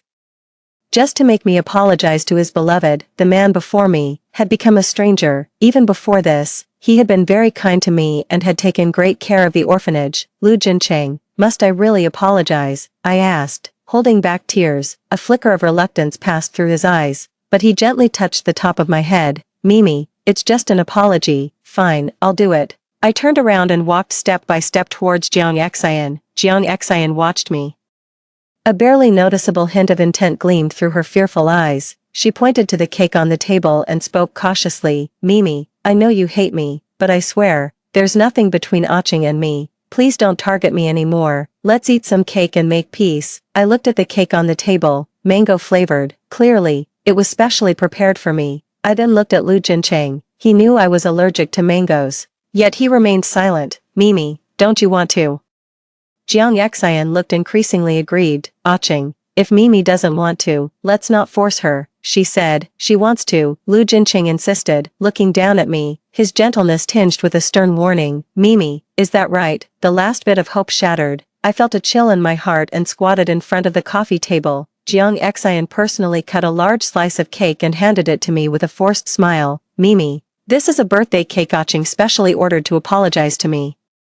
You're really lucky to have a taste. Make sure you eat a lot." I took the cake and began to eat silently. With each bite, tears fell. I grew up in an orphanage, never celebrated a birthday, nor had I ever owned a cake. The first time I had cake was the day Lu Jincheng regained his sight. He had champagne and cake delivered to celebrate. The cake was exquisitely made. Unable to wait, I greedily scooped a small piece and ate it. Minutes later, I began to breathe rapidly and then fainted.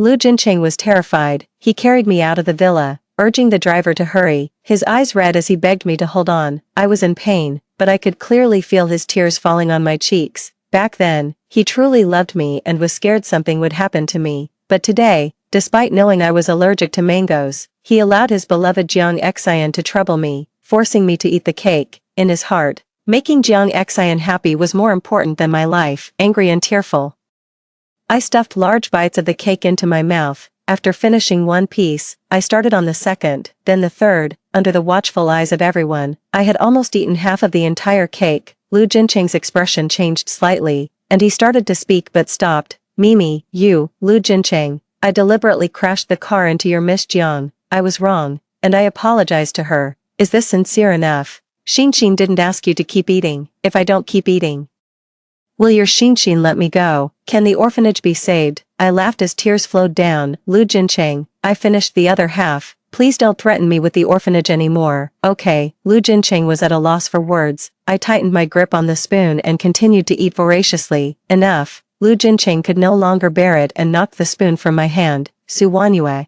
if you want to apologize, do it properly. Don't pull these stunts. He was very strong. I fell to the ground. It didn't hurt, but my breathing became rapid, and a familiar feeling of suffocation surged towards me. I supported myself on the coffee table, trying to stand up from the ground. Seeing my discomfort, Lu Jincheng's expression tightened, and he reached out to help me. Wanyue, how are you? But Jiang Xian got to me first, holding my arm with a face full of apology. Wanyue, what's wrong with you? If you don't want to apologize, don't force yourself. Why do you have to scare me like this?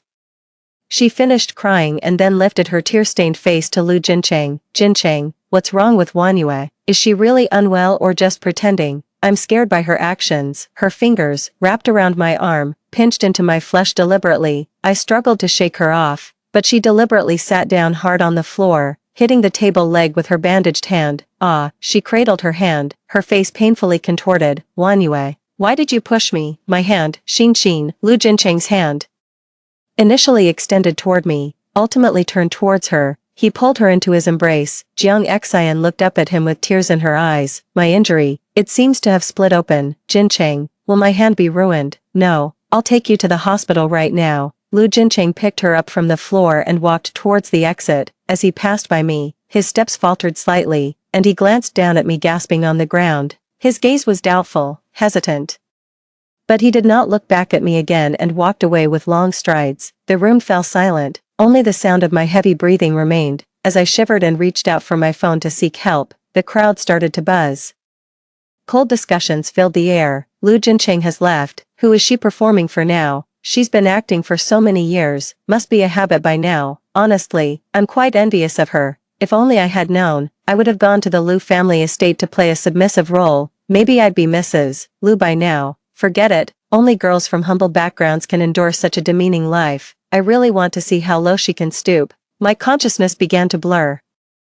The last thing I heard was women's malicious mockery. I finally believed, a marriage not favored by others is unlikely to be happy. I had that dream again, the dream where I was abandoned by everyone, only this time, I wasn't panicking nor aimlessly looking for a place to belong. My heart grew cold, and I no longer thought about relying on others. No one's life has to be lived with someone else, half asleep and half awake. I faintly heard Lu Jincheng's voice, cold yet anxious.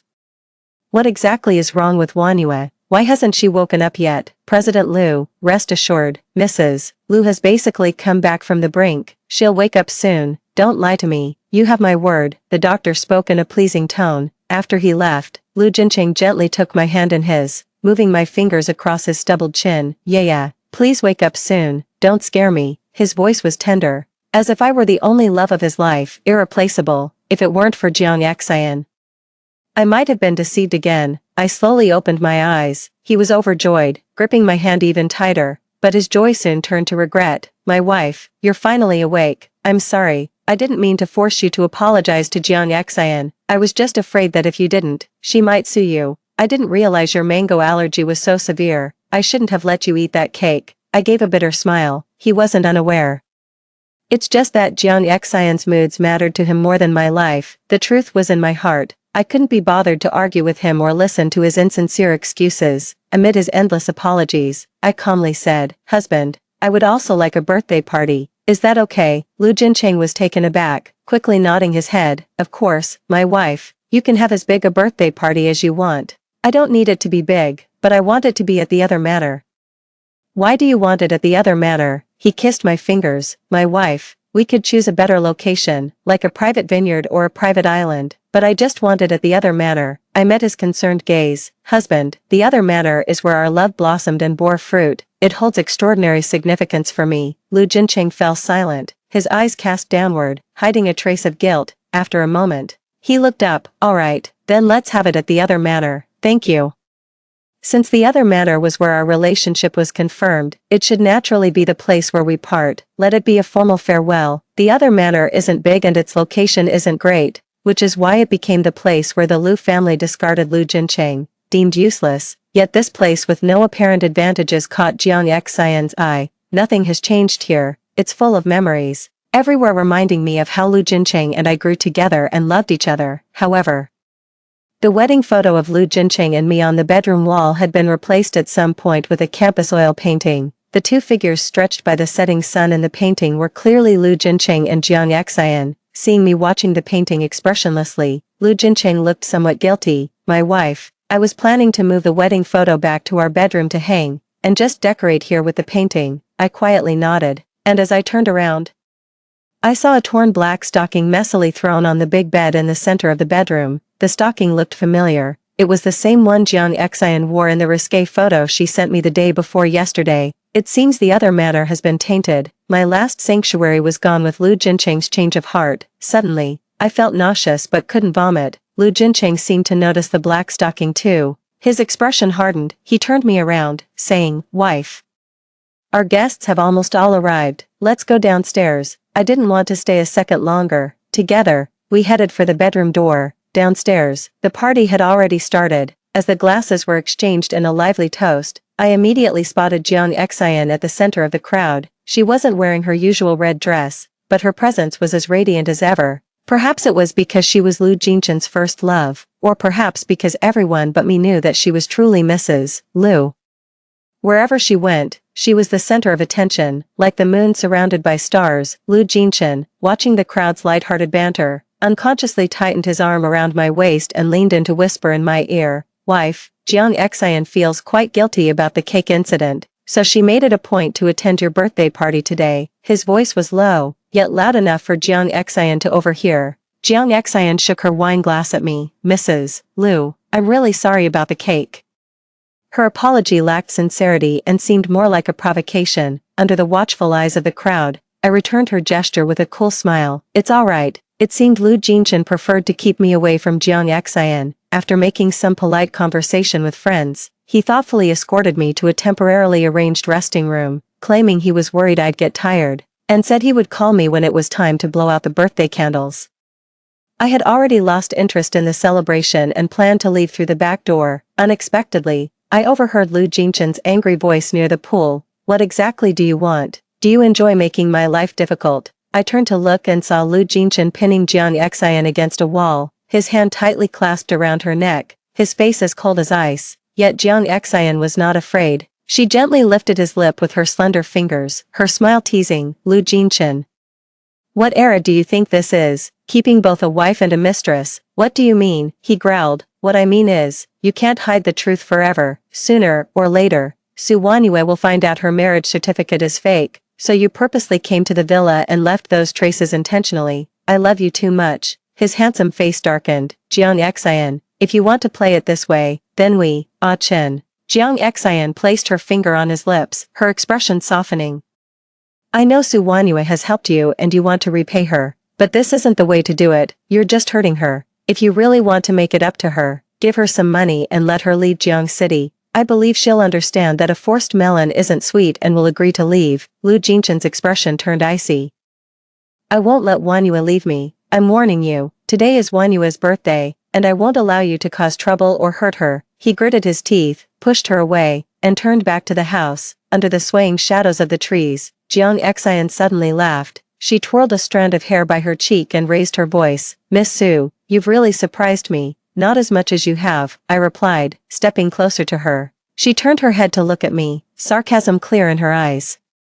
"Miss Su, I don't understand why you're still with him. He neither marries you nor loves you, and lately, he's even been less intimate with you, hasn't he? If I were you, I would have left with dignity a long time ago." "No, you wouldn't have," I retorted, meeting her mocking gaze with a cold laugh. "Miss Jiang, knowing full well he had a girlfriend and was committed, you still flew back from abroad to cling to him. That clearly shows you're the one who lacks tact, Miss Su. Isn't the fake marriage certificate and the time he spent with me lately enough to prove his feelings for me? If that's not enough," she stepped closer to me, her eyes gleaming with malice as they swept over the nearby swimming pool. "How about we make a big bet? Do you dare?" I followed her gaze to the pool. The water shimmered in the light, at least 2 meters deep, and I couldn't swim. "I don't dare, nor could I afford the risk, because I knew I would lose." Lu Jincheng had never given me the confidence to win, but if you don't bet, how will you ever give up on Lu Jincheng completely? As I turned to leave, Jiang Xian grabbed me fiercely. With a splash, we both fell into the water. The icy pool water quickly enveloped my body, and I screamed in fear. help, Jiang Xian flailed in the water about 2 meters away from me, also crying for help. I felt water entering my throat. Breathing became difficult, and my body uncontrollably sank further down. A crowd gathered at the edge. I saw Lu Jinchen push through the crowd, taking off his jacket as he dove into the pool. Though I had long stopped loving him, in this dire despite my predicament, I couldn't help but hope for his help, just this once, to pull me out of the water. But my hope drowned along with my heart when he swam without hesitation towards Jiang Xian, wrapping his strong arms around her and urgently pulling her to the poolside. Meanwhile, I was embarrassingly fished out of the water with a large net, lying cold and coughing water on the shore. On the other side, Lu Jinchen urgently asked Jiang Xian, who was soaked, Xin, are you alright? Jiang Xian weakly opened her eyes and gave him a frail smile. Aiken, did you forget? I can swim. After saying that, she looked over at me with a slight lift of her brows, her eyes clearly gloating. See, I win again. I always win. Yes, she won again, even knowing she could swim.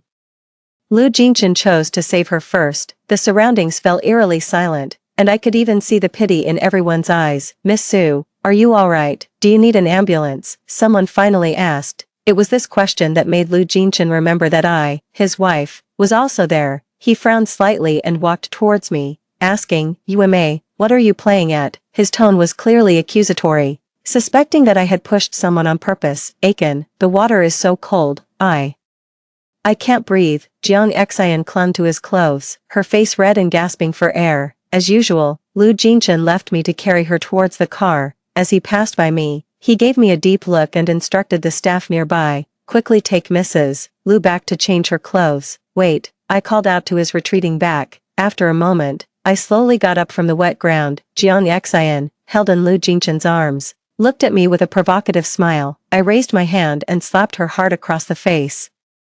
She clutched her face in shock, staring at me as everyone else froze. Before they could react, I kicked her into the pool with a splash. Lu Jinchen and she fell into the water together. Help! Jiang Xian flailed and screamed in the water. Lu Jinchen, holding her, surfaced, wiping the water from his face, his expression dark and frightening. Su Wanyu, are you insane? I stepped closer, looking down at him and said clearly, Lu Jinchen, see clearly.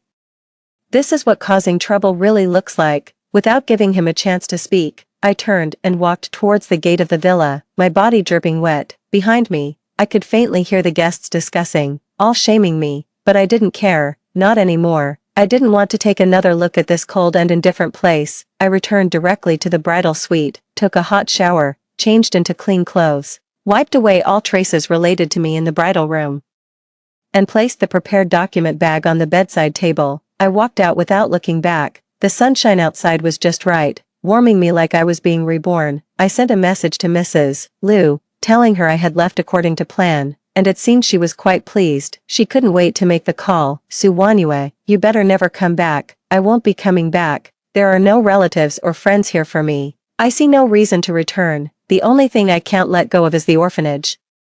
I calmly added, Mrs. Lu, please tell Lu Jincheng that if he has any conscience left, he should stop using the orphanage as leverage. Don't worry, he won't have that opportunity anymore. I couldn't grasp the meaning behind her words, but it didn't matter. After hanging up the phone, I turned off my mobile and removed the SIM card, throwing it into a nearby trash can. From now on, Lu Jincheng will no longer be a part of my world. For the first time, Lu Jincheng found Jiang Xian sobbing annoying.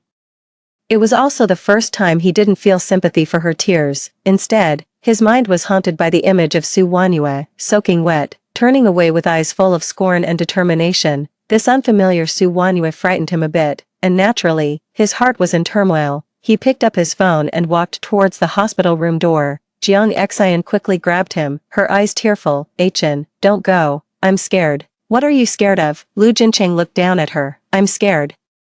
If Su Wanyue doesn't kill me the first or second time, there might be a third. Is Su Wanyue that kind of person? Lu Jincheng seemed to be questioning himself more than her. He wasn't so sure anymore. Jiang Xian felt a chill in her heart, but still, she put on a terrified face. Aichen, what do you mean? Don't you believe what I said? I just find it hard to believe that Su Wanyue would hurt people. In his mind, Su Wanyue was kind enough to shield the orphanage children from hardships despite her mango allergy, kind enough, not to even step on an ant in the yard, yet recently, she's been frequently harming Jiang Xian, attacking her violently. It didn't make sense. Xin, I hope you are also kind, he said sternly and then walked out of the hospital room to the hallway to call Su Wanyue.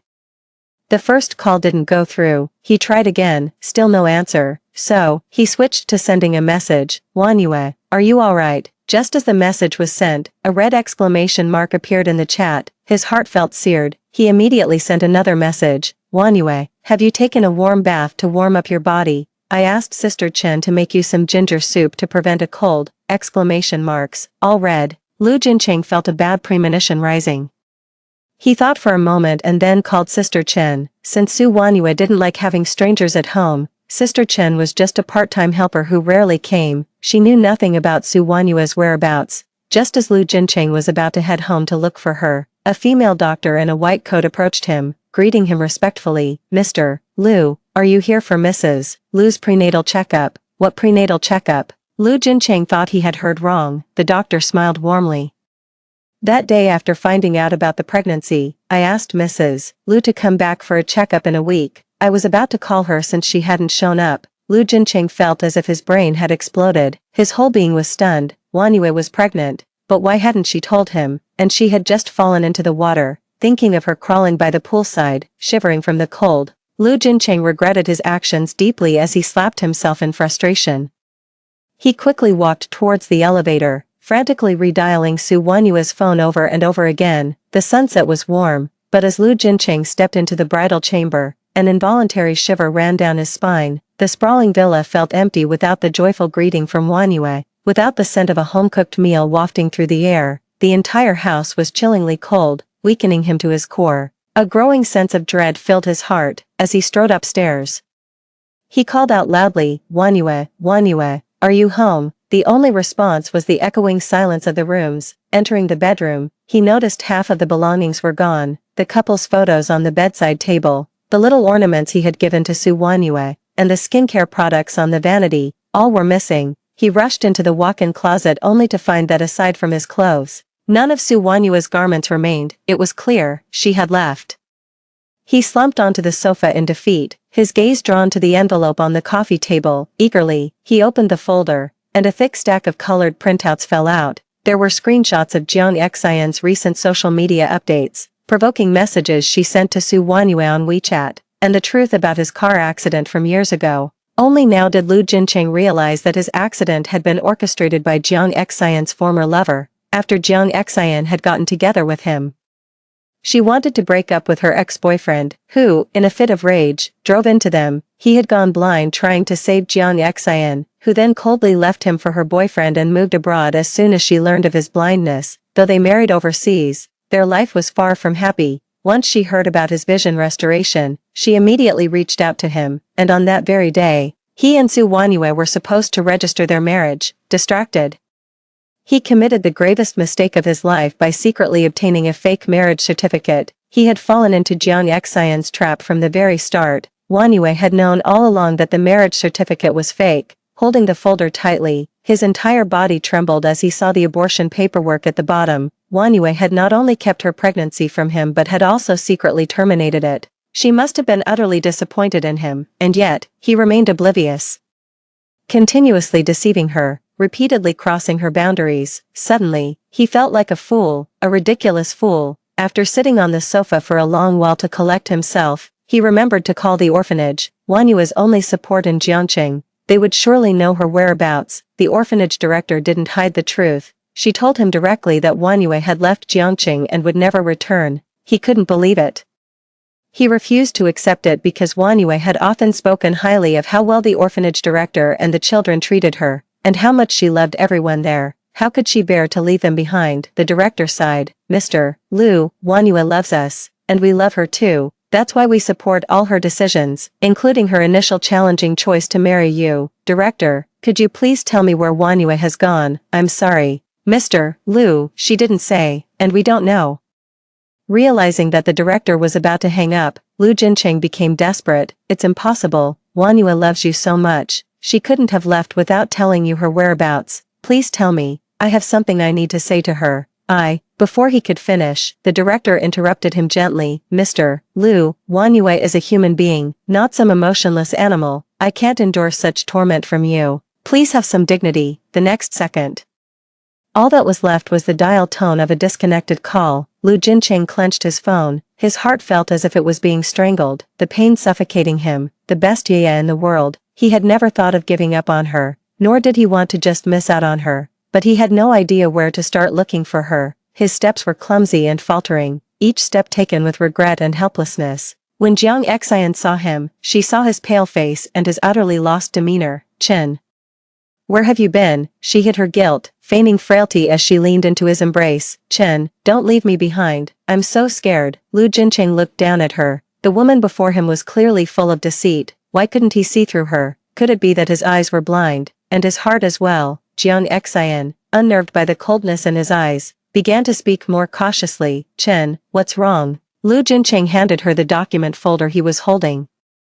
Jiang Xian hesitated before taking it. As she saw the contents of the documents, her face abruptly changed and she shook her head in denial. This isn't my account, nor did I send these messages. Chen, what are all these about? Ex-boyfriends? I don't know any of them.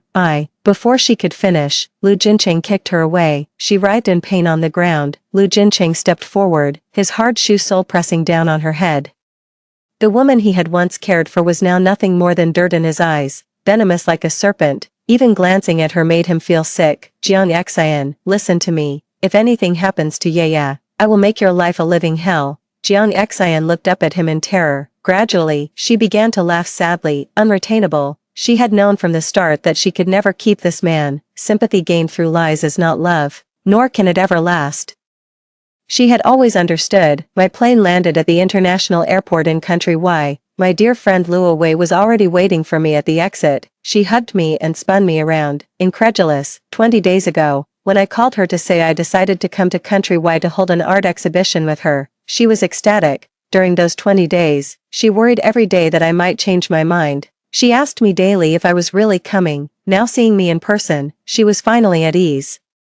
Leaving the airport, she immediately took me to her studio. Although I hadn't been working these years, at Luo Wei's persistent invitation, I occasionally painted some works that were sold at her studio. The money went to an orphanage. Half a year ago, Luo Wei suggested holding an art exhibition and asked me to create a signature piece. After much thought, I painted a large work with Lu Jincheng as the background and love as the theme. When Luo Wei received the painting, she laughed meaningfully.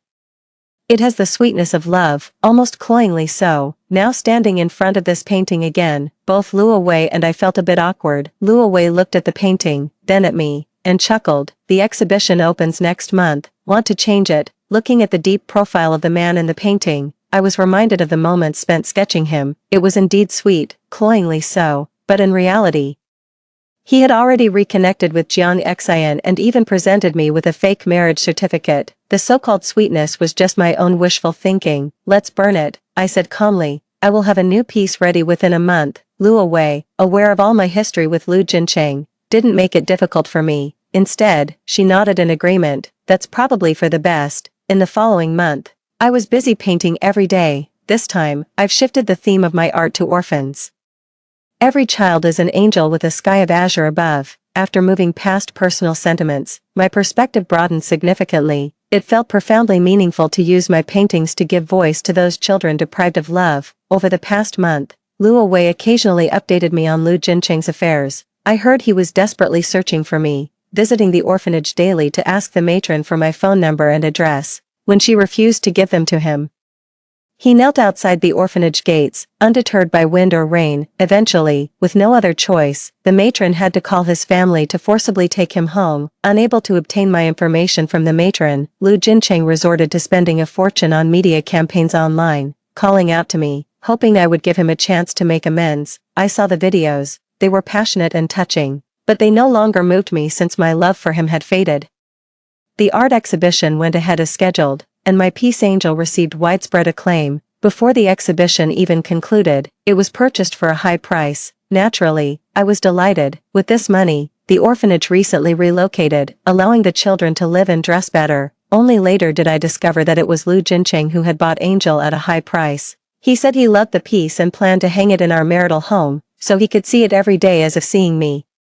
He earnestly pleaded for me to return to his side and enjoy my artworks together. I refused. Had the contract not been already signed, I wouldn't have sold Angel to him at all. Breakups should look like breakups. A month later, Angel successfully made its way back to Jiangqing across the seas, but Lu Jinqing could no longer see it. Reportedly, in an attempt to force Jiang Xian to divorce, he humiliated her and then struck her down the stairs, causing her to break both legs. Jiang Xian, not one to be trifled with, decisively took him to court. Given the Lu family's influence in Jiangqing, it would have been easy to protect him, but Mrs. Lu, like in the past, did not hesitate to abandon her stepson, leaving him to his fate. That's when I understood what Mrs. Lu meant when she last told me, "He won't have this chance again." Mrs. Lu had never really liked her stepson, Lu Jinqing, as she had her own biological son to support.